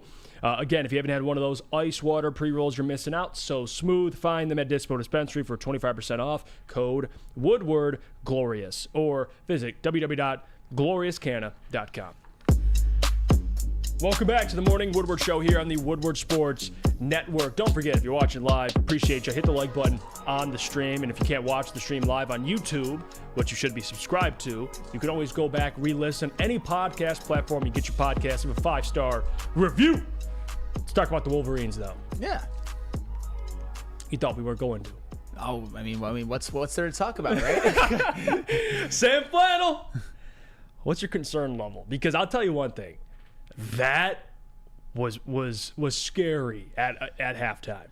What was it, 7-6? It was 7-6 to Bowling Green. Yeah, it was 7-6, and then they scored one touchdown. It was 14-6 at halftime. But even at that point, I was right a little before bit, halftime. Yeah. So, and this is what I wanted to talk about, because the JJ Heisman discussion, that's over, right? It's done for now. No, it's done. For now, there's no way, unless he has 500 yards and 6 tutties against Ohio State. It's done. I mean, it's probably done. It's probably done. Okay. But for the record, I don't know if it was ever really a thing to begin with in terms of him winning it. Wait. Oh, maybe not coming out of your mouth, Flannel, but Michigan fans across the state. That's all I heard. And someone else on this network as well, too. Well, Ryan Ermanni. Yeah. Hey, Ryan, is he still the first overall pick? He's going to be in New York. I think he meant first overall quarterback off the board. Yeah. He said unless there's like a Marvin Harrison or like a, obviously he's not in, but like a Will Anderson type of prospect, which I don't think there is in this draft. He said J.J. McCarthy will be the first player taken off the board. You don't have to simplify it. That's the dumbest statement I've ever heard. Caleb Williams is by far I'm sorry. Love you, Ryan Ermanni, but that is no. But anyway, back to what we were saying. Your concern level, I know you watched the game, Sam. I actually had a chance to go to the game, but I had to wake up early the next morning to get down to Bullseye and over at Eastern Market. So I chose not to go. But if I knew it would have been like that, I would have loved to go, because it would have been a great game to watch in person. But your thoughts, how you feeling? All right, so my concern level, I have kind of like a two-part approach, because one, if Michigan plays that way, even against Rutgers, they will lose. If J.J. McCarthy throws 3 interceptions against Rutgers, they will literally lose to Rutgers. So if they do that again, their season is basically over. But I don't think they're going to do that again. And I think even though J.J. McCarthy deserves all of the flack for the game that he played, I think now there's a lot of people who are maybe going too far the other way. Did we hype him up a little bit too much? Maybe. He's still the best quarterback in the Big Ten, without a shadow of a doubt right now. I mean, Kyle McCord's looked better lately. I was going to say. I mean, Drew Aller didn't look so good at Illinois, but Illinois, to be fair, has actually had better defenses recently than people think. So my concern level right now, I would say, is if we're going from 0 to 10, I might say a 3, and that's just if they come out against Rutgers looking the exact same. But you know who they're getting back on the sidelines? None other than our general himself, our coach, Jim Harbaugh. And I do think that's going to make a difference. I do think they're going to clean things up a little bit, and the in-game management and all the flow of the game will actually be much improved with Jim Harbaugh on the sidelines. Because I'll tell you what, guys like Sharon Moore and Jesse Minner, nothing against them as coordinators, they don't look like they're ready to be head coaches, particularly at a program like Michigan. They got their run game going a little bit more with Blake Corum, who has quietly had a very, very good start to the season. Donovan Edwards, not so much, but he did play his best game last week. The receivers, I think Cornelius Johnson and Roman Wilson have looked good. And to be fair, I know it was against inferior competition, but they still haven't allowed 10 points in a game once this year. Oh, wait a minute. They play tomato cans. Okay. But there's going to be these same motherfuckers all in the chat, all in this network that are going to be like, they never scored 40 points in a game against these guys. And I guarantee you that if Michigan would have given up 17 to Bowling Green or something like that, how could you give up 17 to Bowling Green? So you can't have it every single way. I get it. When you play inferior competition, there's a no-win situation. If you blow them out, you're supposed to. If you beat them by 30, oh my God, how did you not cover the spread against Bowling Green? I just need him to cover. They're obviously going to have him to cover the spread. That's all. That's all JV's asking for. I just need you to cover the spread. That's it. Give me my bread. That's it. Like Dion. Give me my bread, please, man. I agree with you, JB. Just cover. But to you, Sam Flannel, this is my problem, and it's not even to poo-poo on Michigan. How do you guys like get better? Like I'm like looking at the schedule. The first 3 games: ECU, UNLV, Bowling Green. You got Rutgers, Nebraska, Minnesota. You don't play anybody. till Penn State when you go on the road. All right. Like, and that's no, and it's not to. I'm not trying to sit here and make this a poo-poo on Michigan segment, but I'm going to ask you, like, what is that concerning that you play tomato cans and then you just get thrown into Penn State? Guys. And then you have Ohio State who travels to South Bend this weekend to at least get battle tested. Like, you guys are playing tomato cans. I mean, the Big Ten's bad, don't get me wrong, but holy hell. Holy hell. I get it. And Michigan's schedule at the beginning of last year was pretty light themselves, but it didn't hurt them when they had to play their tougher games at home against Penn State, at Ohio State, which they won by 22. I get it. We can talk about the college football playoff all we want, how they didn't show up in that. But by that point, Michigan was battle tested. And like I said before, Chuck Brewer actually brings it up, and I've disagreed with him a lot, but this time is 100% right. He mentions how the new rule has hurt the amount of possessions in games, so it is harder to cover spreads. I'm not saying it's an excuse, but I'm also talking about, like, I don't care so much about covering spreads. It's this idea that Michigan is the only school that's basically not allowed to have one kind of game where they look a little bit lackluster. Did you see Texas last week? I know that they won at Alabama and it's a little bit different, but still. Did you see Georgia last week? I know it's going to South Carolina, but it's not a very good South Carolina team, although Spencer Rattler has looked better. Better than anybody you played so far, but continue. Well, absolutely. But I'm not my worried. buddies from high school. And at least, like, for Georgia, I know people bring up Georgia.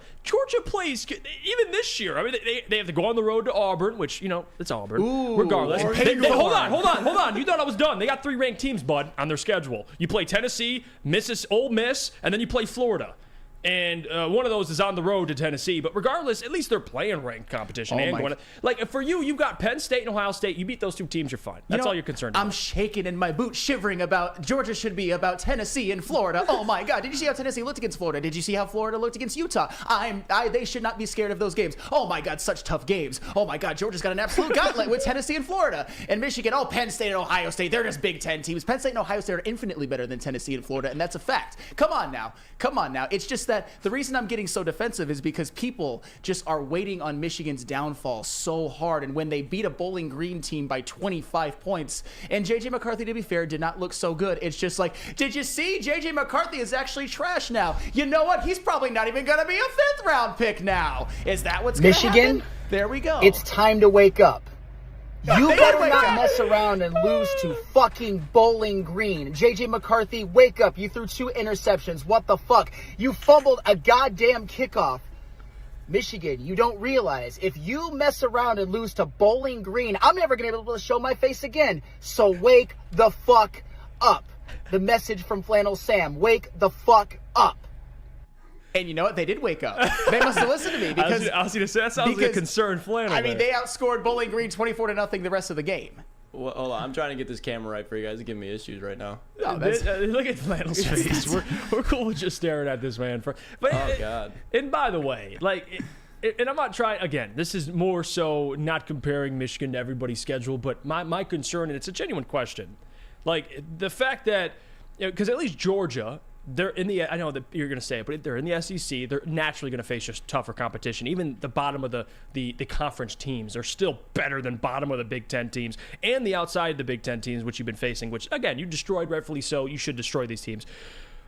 But you really, and I'm going to keep saying it, you don't have a challenge. I mean, you got MSU on the road. Ooh, you're going to pick apart that secondary. You're going to blow MSU out, most likely. You got Purdue, okay, and then Penn State on the road, and that's November 11th. That's the game, I think, for you guys. That's a battle-tested game.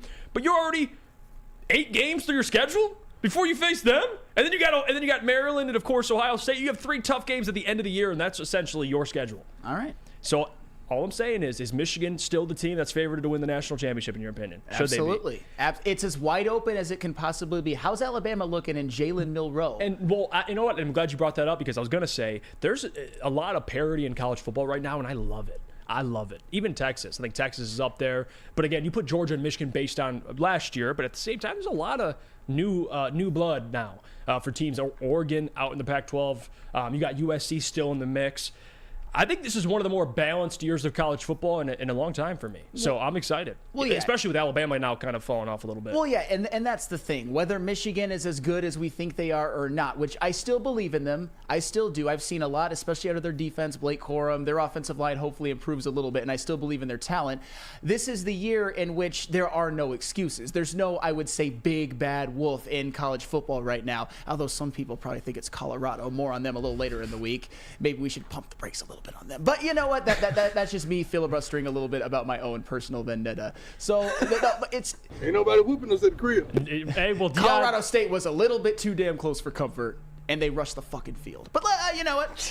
They did rush the field. Another story for another day. Michigan will be fine, and they absolutely will win the national championship this year. And I can finally shut every single one of you, all of you in the chat, all of you in the back of the building. I will be giving the middle finger to everybody. I will actually just tape my arms up and be in this position all day when that happens, because I have heard so much. And it's starting to get a little bit nauseating. Well, hold on. You saw what happened last year when Michigan faced an actual tough team in the postseason, in the playoffs. They lost. They got slapped in the mouth, and JJ threw 2 pick sixes. So I'm just asking, is the easy schedule route? I get why, right? Especially in how the format is right now. You can't lose games, but are you confident? No interceptions for JJ in the playoffs, right? Absolutely. Okay. Absolutely. Let's revisit this one. He threw 5 all of last year, and none at Ohio State. Mr. Turnover Machine, right? Oh, just a turnover machine. I get it. He put the team in a really bad hole against TCU. And then he gift-wrapped 14 points to TCU. Absolutely he did. But he also did a lot in terms of bringing them back. If the team would have wilted like warm lettuce after that, then I would be talking about how J.J. McCarthy played a terrible game. But what he did in the second half to bring them back actually helped. I mean, it did. He got him to 45 points. All right. Not good enough, but he did. He did a lot in that game. All right. Chuck Brewer says, Jeff, and were passing more early in the season, and so he threw his picks now instead of waiting to the playoffs to open up the playbook. You know what? And we shall see with JJ. I like JJ. I think he's an NFL quarterback. I don't know. He ain't the first overall quarterback being taken. That is crazy. But regardless, I'm curious how this plays out for Michigan, and we're going to keep you guys updated with Sam Flannel here. But we're going to go to break. When we come back, we're going to bring up something special. I want to get Lucas Klotz on the stand, get his reaction to this, being from Ohio. But first, I got to tell you about our friends over at Planet Fitness, because it is the home of the judgment-free zone where anybody, and I mean anybody, can feel comfortable and work on their fitness goals. At Planet Fitness, you'll experience a squeaky clean gym that has tons of equipment. All you got to do is visit their website, www.planetfitness.com. No matter where you are, Planet Fitness is close by. Since the dawn of moving people, Chevrolet has led the way. The world of transportation is changing. At Feldman Chevrolet, we are leading the charge forward. With every electric vehicle, every mile traveled, one Feldman at a time. The company that puts more Chevys on Michigan roads is now the #1 name for Chevy electric vehicles. Brace yourselves, Detroit. As the sun begins to set, 2 of Woodward Sports' brightest young stars will be taking the mic for a brand new show. Woodward Nights with Spooner and Broder. The dog days in Detroit are over, and the boys are unleashed. Join in on the banter and hop on the bandwagon of the #1 night show on the internet. Tune in to the Woodward Sports YouTube channel every weeknight from 8 to 10 p.m. Woodward Nights with Spooner and Broder. Hey, this is Mr. Kearney, Chief Academic Officer at Academy of Warren. I want to welcome you to the brand new field house. The state-of-the-art facility has a regulation basketball court, volleyball court, soccer field. It can be used for 7-on-7 football. Our K-8 academic features AM, PM, latchkey, small classroom sizes, Learning Street, futuristic media center, free breakfast and lunch, Houghton Mifflin curriculum, academic games, K-8 athletics, and more. Enroll today at academywarren.net. Speaking of the Academy of Warren, let me tell you about them, because they got a brand new state-of-the-art sports dome field house, regulation basketball court, volleyball court, and soccer field. Can use that field for 7-on-7 football as well. If you enroll your child to Academy of Warren, they got different features, small classroom sizes, free breakfast and lunch, academic games, and much more. All you got to do, visit the academywarren.net. Get your child enrolled today. We're back here. It's the Morning Woodward Show here on the Woodward Sports Network. If you haven't already, hit that like button. It's big time for us and the network. Appreciate you guys for tuning in. 200 subs away from 50K. Yeah. Climbing, That's baby. big time, man. That's all because of you guys, the people. I want to get to this topic because it's interesting. How about CJ Stroud over in Houston? How about CJ Stroud over in Houston? And this is more just for the banter here on the show. If you're a loyal listener, you know how This post made me so mad. I know, because they use. I know what you mean. They do this thing where they go through and they nitpick stats. And it's like the biggest names. It's like there's no context around this at all. Like, look at this. More context. completions than Justin Herbert. Like, dude, he was down in the game. Like, of course he's going to have more completions. Higher completion percentage than Joe Burrow. Okay, here we go. Yeah, CJ the Stroud. whole NFL does right now. This is NFL Rookie Watch. If you guys don't know, they post a lot of clickbaity, like hyping up rookies and all this. And CJ Stroud, they hyped up here. And it says CJ Stroud currently has more passing yards than Patrick Mahomes and Josh Allen. Even that's funny, dude. That's funny. A higher completion percentage than Joe Burrow and Trevor Lawrence. Yeah. More completions, 58. He has 58 completions than Justin Herbert and Tua. Higher pass rating than Stafford and Daniel Jones. And the most pass attempts without interception by any player this season. The Texans rookie quarterback has been killing it through 2 weeks, which I actually agree with that statement. He's been better than I think what people thought. Because the Ohio State quarterback thing, guy walked in and already has more 300-yard passing games than Fields does. Yeah. Like that? I mean, come on. With who?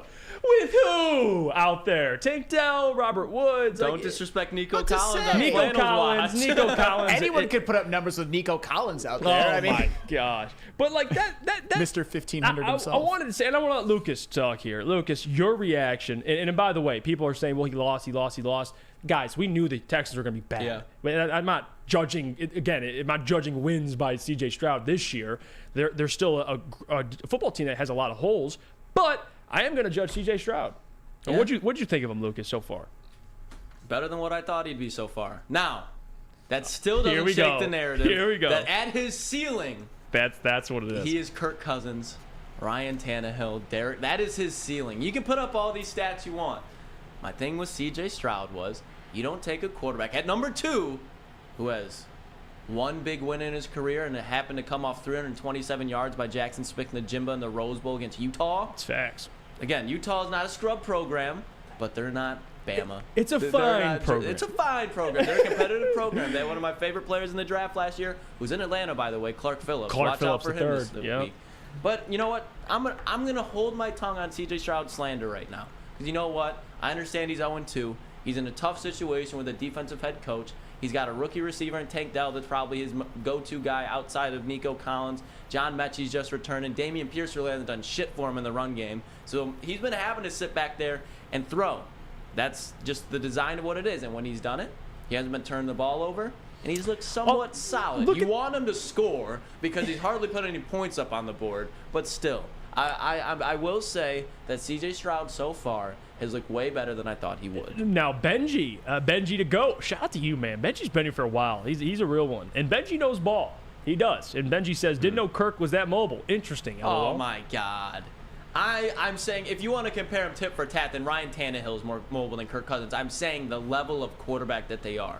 All those guys, none of them first-round picks. And I'm not saying that C.J. Stroud should have been a first-round pick. What I'm saying is you don't take a guy, especially with the draft class coming up this year, you don't take C.J. Stroud number 2 overall. I'm sorry. You just don't do it. You don't do it. If they were sitting back at like pick 12, pick 10, right, do it. But not 2. Not 2. Here's the problem. Jordan says they just should tank and they can get Marvin Harrison Jr. Arizona owns their pick. Yeah, that's again. So that's a tricky one. That's where they kind of shot themselves in the foot because they did get Will Anderson. They did. Who's a beast? Yeah, they did get the center of their defense for years to come, but they gave up so much that they're going to need playing against. And I still will stand on this statement. I still think C.J. Stroud, for his career, will be the 3rd best quarterback in that division. I got Trevor Lawrence 1, especially the start that Anthony Richardson's off to right now. I'm taking Anthony Richardson, C.J. Stroud. He'll be the 3rd in the AFC South. He'll be the 2nd.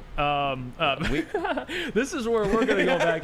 Because your guy, Anthony Richardson, who's a physical freak, already out with a concussion because he's running the ball too damn much. Yeah, they do need to cut that down. But you can't put that on Anthony Richardson, you know what I mean? Like, he's going out there. Yeah, he's doing fighting. His ass, and he's been, his completion percent, you can say whatever you want about Anthony Richardson. The fact that he has looked this efficient, and I'm not saying that he's Jared Goff out there efficient level, but as a rookie, where Anthony Richardson was 63% completion percentage. Like the fact Anthony Richardson's dealing at that clip with that mobility with Shane Steichen, and they're only going to get more talented because the Colts, whether you want to say it or not, they might have not had the best coaching staff and quarterback, but they usually are an organization that's at least competitive from year-to-year basis. They've gotten screwed with the Andrew Luck shit. That's why they've been like that. But I think they got their guy now. Yeah, I mean a 43.6 QBR rating. I mean he's fighting out there. But we're he still got more wins than C.J. Stroud. Oh man.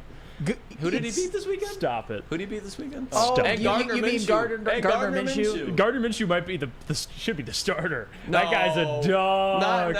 No. Relax. Man. I love it. I want to read this comment too because I do see a lot of comments talking about the thumbnail. Oh, Jack Stark says, tip of the cap, whoever made the Forrest Gump thumbnail. That's Ryan. And for people that don't know Ryan, because he doesn't like come out and hop on shows or anything, Ryan's like the... How would you even describe it? Lifeline? The brains, the lifeline of this entire operation. Like, and Ryan cooks up all their thumbnails. Shout out to him, man. Does an amazing job. CJ Gardner-Johnson shouted him out the other day. Yeah, and CJ even said, man, you guys have some dope thumbnails. Well, that's Ryan. So shout out to him for that. Let's see. George says we have beaten Green Bay 3 times in a row when they had Karen Rodgers. Does anybody really think Love is better and is going to lead them to victory? I really don't. But I mean, it's different because it's like, oh well, you beat Aaron twice when he was there. We should whoop them. Every game's different. In the NFL, like I've been saying, and this is what I feel about the Seattle game, you're going to lose games you're supposed to win. I can see him dropping one to Green Bay, but still, he's not off base there. I mean, it's his first year starting, and you should take advantage of that. Now, can they get pressure on him? That's the question I'm waiting to have answered. If you could pressure Jordan Love, yes, but if you have a game like Seattle and he sits in that pocket comfortable, we'll see. Especially if Aaron Jones is back and they're able to get him out there and making plays. They're a decent team. I don't want to just write off the Packers like they're garbage. We can't write off the Packers. They are certainly, I would say, the biggest threat to the Lions in the NFC North. But if you want the best coverage leading into that game, of course, you go to the Lions pregame show. The Woodward Sports Lions pregame show returns for another season of Lions football. Wow. Join Woodward Sports host Jeff Iafrate right there with weekly special guests on the Woodward Sports YouTube channel. Whether you're sipping the Kool-Aid or kicking and screaming same old Lions, you will not want to miss the show live this Sunday, 9:30 a.m. to 11:30 a.m., getting you ready for the Lions home matchup versus Atlanta. Join us all season long for an action-packed Lions pregame experience. I'll tell you what, let's go to break. We'll get to what's trending with Lucas a little early here, which is kind of new. I feel like we're always cutting into the segment. We get a little extended mailbag, too. Yeah, extended mailbag, so on and so forth. We'll go to break, and let me tell you about our friends at Randy Wise before we do just that, because, again, how would you like to see famous athletes like Jim Harbaugh, Darren McCarty, or Braylon Edwards play golf with average Joes? Well, Randy Wise Automotive is helping you out and Woodward Sports. It's the Randy Wise Celebrity Golf Tour. Make the wise choice and pay attention to Woodward Sports for more information very soon.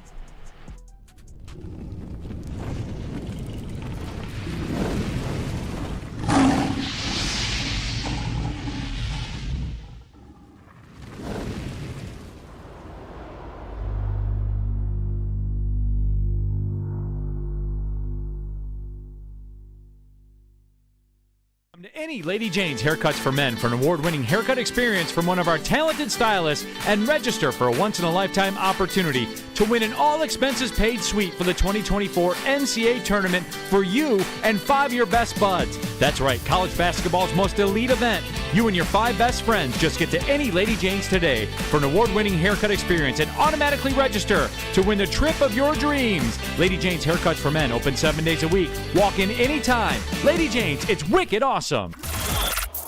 Woodward Sports' own Tom Mazaway and Sam Stick Day will be hosting our Lions postgame show after every Lions game all season long. Tune into the Woodward Sports YouTube channel for his hot-off-the-press takes, game analysis, and Kool-Aid sipping celebrations. You won't want to miss it. Join Maz, Stick, and special guests each week immediately following every Lions game, exclusively on the WSN YouTube channel. How would you like to win a 100K Vegas getaway? Take your friends and live it up in a city that never sleeps. Never sleeps! It's the Centron Energy Drink It and Live It sweepstakes. Purchase a 24-pack today and enter to win. Register at drinkcentron.com/Vegas and buy Centron at your local Meijer store. Centron, the healthier energy drink with great taste. Look good, feel great, and be the best version of yourself with Centron. drinkcentron.com/Vegas. Imagine winning a 100K trip to Vegas. Like, imagine Lucas. You would have like 30 hookers, like Ciroc everywhere. I'm cashing out at the casino. You'll never see me again. That's what I was gonna say. We will never see Lucas again. He would disappear. Disappear. I'm gonna be living above the favelas in Brazil, just looking over everything. Yeah. And my 8 Latinos that make breakfast for me in the morning. Be sitting there looking over, like, yep.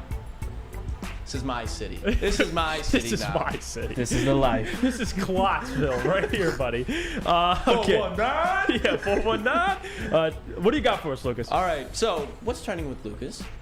I saw this video and I thought it was pretty interesting. Flannel, you brought up Colorado earlier. There looks like they could be having another star joining their coaching staff. Who do they? So what, 2024 Colorado Buffalo staff, is that your target date? Is that what that would be for you? Yeah, I want to be there next year. I'm gonna get everything, the paperwork, and I'm gonna go to work. Because sitting on my couch watching tape, making sap in the lab, I'm gonna go sap in the class. Sounds great. I'm gonna go sap online. I was going to go get this degree, and then we're gonna go out and teach these kids these 5 steps to the quarterback. Because I know something about this game. When you have a quarterback like Shedeur, and if my D-line will go hunt the other quarterback, our chances of winning just went through the roof. Yeah. I wish Hunter was healthy for this next 2-game stretch, though. Oh, man. You know what, dude? Why didn't they throw that kid out of the game? That's all I want to know. I don't know. Unfortunately. Coach Prime's going to have his boy Warren Sapp joining him. So, not only that, but Coach Prime, Warren Sapp. Dude. They're going to be recruiting everybody, man. I love Warren Sapp. He's hilarious. Like, his personality is going to fit. That whole coaching staff is just filled with personalities. Like, Warren Sapp, he's like, man, I'm tired of sitting on my couch. Those pregame speeches, you're going to have Dion there, and then Warren Sapp just doing the ad-libs would be like, give me my theme music, Warren Sapp. Give us the music! It's going to be dropping. It's going to be everything. He'll be like his Sapp in class, baby. Yeah, he'll be like his personal security as well. I love it. I mean, you can never add enough NFL players to a coaching staff. Warren Sapp is anybody you're going to listen to on the defensive line. It's going to be that man right there. But he is funny. He really is. Flannel, your thoughts? No, I mean, can Warren Sapp coach, though? That's the thing. Deion Sanders has obviously proven that he can, and he can recruit and everything like that. And Colorado is off to a 3-0 start. But I will say this, though, especially with Travis Hunter being out, they're losing these next 2 games, probably pretty decisively. That's the sad part, because I want to see Travis Hunter out there healthy. Yeah. Obviously, he is not. Colorado has been a fun story, but I think at this point, this whole Colorado as like the underdogs, the little engine that's a little played out. Okay. The media is basically giving Deion Sanders tongue baths at this point. That's facts. Do they deserve it? Baths? No. What? Tongue baths? They deserve some credit, but not tongue baths. They just beat Colorado State in double overtime. A terrible team. Sam, this is a team that won one game last year. I know. And had they lost by the largest point differential in all of college football every game last year, rather. They're undefeated. I know. In 1 year. I know. I get who they face, but come on. You don't think that's well-deserved what Prime's doing over there in Colorado? He has done a very fine job, but things also really help when you get Shedeur and Shiloh and Travis Hunter.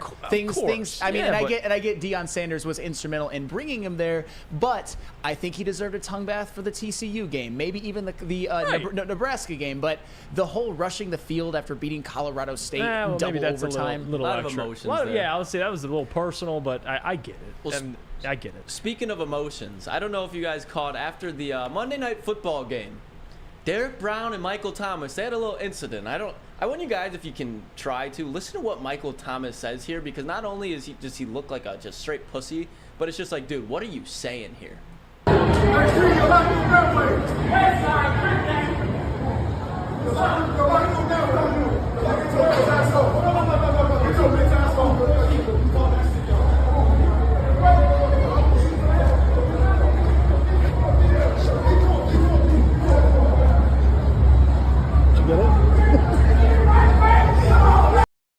So Michael Thomas almost died on Monday night after he said, and I quote, West Side Crip Gang as your Michael Thomas, man. You're an NFL wide receiver. What are you doing yelling that? So just bizarre there. But what do you guys think about this whole situation of Derek Brown almost ending the slant god's life? Because if you put Derek Brown and Michael Thomas in the same room, Michael Thomas has never run another slant in his life. It's just he's not not. happening. He's not leaving that room alive like that. And this is the thing, wide receivers, and you know that you played wide receiver, but you don't want no problems with those big boys in the trenches. Those Derek Brown. Those guys go to war every play. Derek Brown's like, I got to kick his ass. Okay, let me just. This is nothing new for Derek Brown. Scary human being. Michael Thomas, you don't want that smoke. You don't want any of that smoke with Derek Brown. That's a big boy. No, what did he say though? Did you? He said West Side Crip Gang. Why? Michael Thomas, you've been on the bench, hurt, recovering from injuries. You're not a part of any West Side Crip gang. The only Crip Michael Thomas is going to know is being crippled if you mess with Derek Brown, dude. Like that's don't pick a fight with that man. And he walked into the locker room. I think Michael Thomas figured he wasn't going to follow him in there, and he's like, "Oh man!" And then he's like, "Oh shit!" Like, he's coming in, and that's when the security guy was like, "All right, we're done here." Ran the fastest slant of his life into the locker room. Ski Mask Boy says Crip Walk videos are funny though. Yes, they are. Snoop Dogg. But it's that. Listen to Snoop Dogg. He can see like an OG, like Crip. Michael Thomas. Michael Thomas is not that. But we talked about kind of quarterbacks being burnt out earlier. We talked about the Pension ones. Check this out. Let's see. Deshaun Watson and Baker Mayfield side by side, Bill stat Cosby? by stat. Is Deshaun officially burnt out? Is he officially done? No, you're not gonna just slide Bill Cosby by me. It's Bill Cosby, man. What the hell? Okay, so Bill Cosby, Deshaun Watson. You can point out the difference if you think there is one, but. Look at that. It's fucking Bill Cosby. Keep in mind, Baker was the man that they sold the ship on that made Deshaun Watson one of the highest paid quarterbacks in NFL history. Yeah, that is true. That is true. And they gave that man the only fully guaranteed contract in NFL history? Bill Cosby Jr. You gave him the only guaranteed. And this is Cleveland. I mean, and again, in hindsight, at least before all this happened, because hindsight's always 20/20, but before, you're like, yeah, Deshaun's an upgrade over Baker. But we can all agree, though, Baker in the 1 year they had him on a rookie deal. They had weapons. They had a good defense. They won their division and beat the Steelers and took the Chiefs and really until crunch time late in that game. That's when I thought the Browns were on the rise. And then the Browns, being the Browns, which I can't talk, we covered the Lions, but everything after that kind of just went back. And I think them trying to give Deshaun the fully guaranteed deal was like, please, can we get back to where we were? And he ain't playing well. The guy hasn't played in 2 years before this season and in the end of last. I mean, I can't believe that I'm saying this, but should the Browns have ever gotten rid of Baker Mayfield? I for one, I hate Baker Mayfield. I think he's the Antichrist. I hate his attitude. I hate his false bravado. I hate that he has the most obvious case of little man syndrome of probably any football player ever. I like the fact that he's a shit talker, is just basically like, oh, he's tough-nosed, he's a winner. No, he is not in any way, shape, or form. But to be fair, during the 4 years he played, he had a very good rookie season. That third year, I think it was more off the back of Nick Chubb in the offensive line and Kareem Hunt in the defense. But still, they went into the playoffs and they won a playoff game. What really kind of sunk him was when he threw that interception at the beginning of the 2022 season. He tried to go tackle. I forgot who he was who picked the ball off, like with shoulder first, because he's Baker Mayfield trying to be a tough guy, and then he injured himself and he wasn't good for the rest of the year. In fact, he was terrible. But Deshaun Watson, just watching him play, he does not look like the same guy. He looks scared. He looks scared. He doesn't look fluid. He looks slow. His deep ball doesn't look like it used to. This is not the same Deshaun Watson. And the fact that he's making fully guaranteed money, I really want the Browns to win this division, but I don't think it's happening. Well, fun Chubb fact, and I try to think. I think this was I'm trying to think who originally said this, and I want to give credit. Who is it? Jordan Palmer? Is that the quarterback guru? Yeah. Jordan. Thank you. Yeah, the brother of Carson Palmer. He went on Colin Cowherd and he talked about Caleb Williams and who he watches film on. You know who he watches film on from Oklahoma with Lincoln Riley? Oh no, Baker Mayfield. That's who he watches. I mean, as a college quarterback, you can't be mad at that. So isn't that like a crazy thing you think about? Like as much Baker is crap he gets in the NFL now, like Caleb Williams watches Baker film and how he operated in that Lincoln Riley offense to kind of simulate that with USC. I thought that was pretty interesting. Anything else you got for us, Lucas? JB, I want to hear your thoughts on this. Thoughts on Deshaun Watson? Is he done? Can he have a break for a year? Give him a break. He's got 2 years off of his decisions. I don't want to like just give up on him so much, but from the last couple games, like he just seems like he's a step slower than what he was a couple years ago. I just don't get it. JB, just say his cheeks. Rust. Just say it, JB. Say his cheeks. All the things you were saying alluding to him being done. He's cheeks right now. He's cheeks. He'll be a QB coach in maybe 2 years from now. Yeah. Oh. Damn. JB, Damn. that's the voice of reason. Yeah, okay. Damn. Well, we'll go to break on that. We'll come back. We'll get to mailbag. So get your questions ready. We'll try to get as many as we can. But before we do that, I'm going to tell you about our friends over at SMA because, again, check out their new podcast. This is the S Word. It helps, the sports marketing agency helps spread awareness about mental health and substance abuse. Again, for more information, go to thesportsma.com. Check them out. Woodward Sports' own Tom Mazaway and Sam Stick Day will be hosting our Lions postgame show after every Lions game all season long. Tune into the Woodward Sports YouTube channel for his hot-off-the-press takes, game analysis, and Kool-Aid sipping celebrations. You won't want to miss it. Join Maz, Stick, and special guests each week immediately following every Lions game, exclusively on the WSN YouTube channel. Where's the most convenient place to get that big fitness energy? It's Planet Fitness. Join today for just $1 down, $10 a month. With over 2,400 locations and equipment for every workout, you can get in, get energized, and get going. And with free fitness training and most clubs open 24 hours, everyone belongs in the judgment-free zone. So join today for $1 down, $10 a month, no commitment, cancel anytime. Deal ends Wednesday, September 13th. Join now at any Metro Detroit location. Hurry, offer ends soon. Join Woodward Sports' own Jeff Iafrate, along with special WSN guests for the most anticipated Lions season in decades. Filled with different surprises and expert analysis. You're not going to want to miss out. Go to our Woodward Sports YouTube channel on Sundays and tune in live from 9:30 to 11:30 a.m.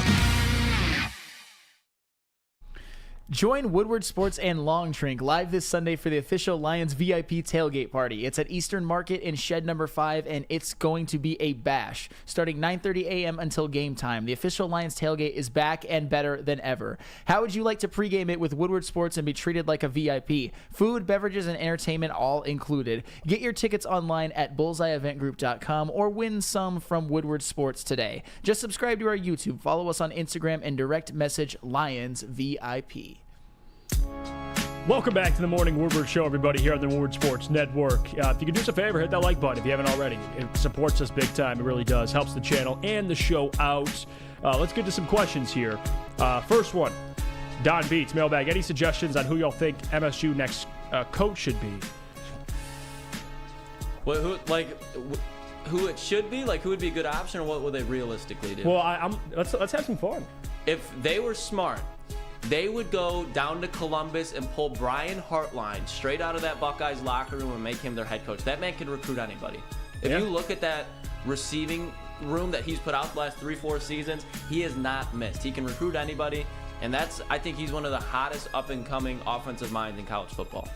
And I know people, I saw a couple PJ Fleck in there as well from Minnesota. I don't hate that. You know, it would be a big balls move if you just said F it and tried to recruit Urban Meyer, which he ain't coming. But you know what? If somebody you could go toe-to-toe with Ohio State in the future, there's your guy, but I don't think he's coming back. Mm-hmm. That's a good question. Who they realistically will do?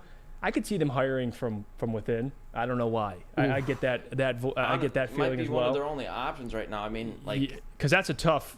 Yeah, that's tough. You're not going to get any. No, I don't think there's any coaches around the country that are like clamoring to go to MSU right now. The state that program's in. Mm-hmm. Hiring from within. I mean, that would be just. I think think Matt Canada with the Steelers. Yeah, that's bad. The loyalty there is terrible. That's like, what do you want to do? You want to steal Pat Narduzzi from Pitt to come to MSU? Like, that's not going to happen. Yeah, Nard dog. Let's get to some more of these comments here, and real quick. And I want to read this one. Michael says, Jeff, is Flannel Sam willing to put anything in the line with his guarantee that U of M will win the national championship? Let me think about that. How about if you can do whatever you want if they win. If they lose, if they don't make the national championship, you got to wear my Ohio State D's Nuts shirt. Say it with your chest. For a week. Okay. If they don't make it, not if they lose the natty. If they make the natty, that's off the table. But if they don't make it to the natty, you got to weaken that thing under the flannel. Okay. Flannel unbuttoned. Yep. D's Nuts. Deal. Exposed. Deal. Deal. Steve DeYoung says, Milbag, how much did the Lions offer to get Chase Young and/or Brian Burns? I don't think they're getting either. So I don't want to entertain that, Steve. I get where your head's at. I appreciate it. Brian Burns, he's going to ask for damn near what, $20+ million, maybe $25+ million a year. You're not getting him. What'd you say? It would be worth it. I agree, but I think the Panthers will do that. They got Bryce on a rookie deal. Yeah. They're going to want to lock up Brian Burns. And then Chase Young, I don't know if he'll be traded. To Sam kind of mentioned it earlier, he's having a good start with the Commanders, and they're undefeated. So I wouldn't trade either of those guys if I'm those organizations, so I don't think it's realistic. Let's see here. People really liked your Hartline take there, Lucas. It's smart. I'm It's a telling fair you, take. man. Brian Hartline, he's a young guy that has showed more than you would ever expect out of a coach that is his age right now. It's a smart move. Yeah, Steve Lehman says, Mailbag, who's stepping up this week to finally help Hutch? That's a good question, Steve. I wish I had the answer. It should be Romeo Okora? Aleem McNeil? Yes, it should be Aleem fucking McNeil. But I'm talking like could get pressure. Like Kaminsky? Yeah, Kaminsky's got to step up big Yeah. time. He was huge for the Lions last Griffin chiming in, the MSU alum, absolutely not PJ Fleck. Yeah, PJ Fleck would kind of be, in a way, at least just a meh move. Like, he got PJ solid, but I don't think that's the splash that Michigan State fans would be looking for. No, I mean, it's not a splash or anything, but he certainly has more of a resume and would be an upgrade over Mel Tucker. And that's fair with his resume, but MSU fans aren't going to be like, PJ Fleck, are you kidding me? Let's go. Beggars can't be choosers, Griff. Beggars can't be choosers. Yeah, that is fair too. Brandon says better than hiring within. Yeah, well, that's God. fair too. I mean, I would love it as a Michigan fan, but if they hire from within, Harlan Barnett, promote him full time, right? I'm kidding. Look at this. Jesse Adams, Mailbag Jeff. When Jordan Travis got banged up versus Boston College this past weekend, did you think that Adam Kurtz came back out? He did say he liked them. Good thing he came back. Yeah, there's a little bit of that, Jesse. You know how that goes, right? It's the curse. He did the same thing last year, and you were there for that, Jesse. So it's not foreign to that man. That's for sure. Griffin Lecky says top 20 program. We're not beggars, my friend. No, I mean, Michigan State. They're very fine program. They should be able to get someone better than PJ Fleck. But this idea that PJ Fleck is this bum or anything, he's consistently won like 7, 8, 9 games at Minnesota. I'm not saying that's anything to write home about, but it's not anything you can poo-poo either. It's Minnesota. PJ Fleck. He's not bad. No, he's just such like a hard ass. I know. You know what I mean? Like, it's just like, chill out, bro. Like, we know you love wearing a suit and tie on the sideline, looking absolutely torque, trying to look like Ed Hockley out there. But it's like, man, his offensive game planning is just I'm with defensively. I'm with Griffin, even though I'm not a fan of MSU. But you still look at it, like, if you got PJ Fleck, it's like, okay, like, you know, like, I'm with him. You want and splash. honestly, Chuck Brewer makes a very, very good point to kind of counter mine. Sam, it's Big Ten West and not making one Big Ten championship game. See, that's where PJ Fleck has failed. If you're Minnesota, especially when teams like Northwestern and Wisconsin and Iowa and Purdue have made it and Minnesota hasn't, you know what? That's fair. I might have just been swayed the other direction. Maybe PJ Fleck is a bum. Is he still doing that row the boat thing? Oh my God. That thing that he tried to pull off a couple years ago. What about this question, too? Big Dan Davis says, Mailbag, what's your keys to victory for the Lions to get a win against Atlanta? We'll go through that later in the week. I don't want to give that out yet, but we will be discussing that. We'll be breaking down the game tomorrow for you guys. Get those juices flowing. Yeah, no doubt. Dave L says, Mailbag, Marvin Jones Jr. has a catch, or do you know that he doesn't? I don't know what Dave meant by that. He doesn't have a catch on the season. Well, he does, but then it ended in a fumble, so he doesn't have a productive. He coughed it up. I'm not worried about Marvin Jones. I mean, he's a veteran. I think he'll turn it around. But yeah, I mean, I was told by Lucas he's an upgrade over DJ Chark. I was told. I still stand on that. Okay, well, you better stand on that. How your legs feeling? How your legs feeling? Are they tired yet? I'm a little nervous. They're shaking, but DJ Chark hasn't been doing that much in Carolina either. Steve DeYoung, last question. At this rate, the Lions are not getting sacks. Who gets a sack first this season, Hutch or Campbell? Oh, Hutch, dude. Hutch, 100%. If Campbell gets a sack before Hutch, I got a problem. Yeah. Like I got a big problem with that. Jet Campbell won't get a sack this whole year. I'm not trying to be a dick. Don't go That's there, not what Flannel. he does. That's not ever what he's done. I understand. He'll but get there's one. There's going to be so many situations with quarterbacks scrambling. Like Anzalone got one. That's fair. You know Yeah, he'll what I get mean? one. Like, there's That's just, I mean, he might not, but I think it's way too early just to say that. Maybe if we're in like week 15. They got to put him on the damn field. Speaking of underutilizing rookies. Dude, I want to talk about that tomorrow. Let's do That's it. a huge issue Yeah. I have. That really is. Let's do it. That'll be it for today's show. Everybody, appreciate you for joining the show, supporting it. Hopefully you like the stream, and I do. We much appreciate that.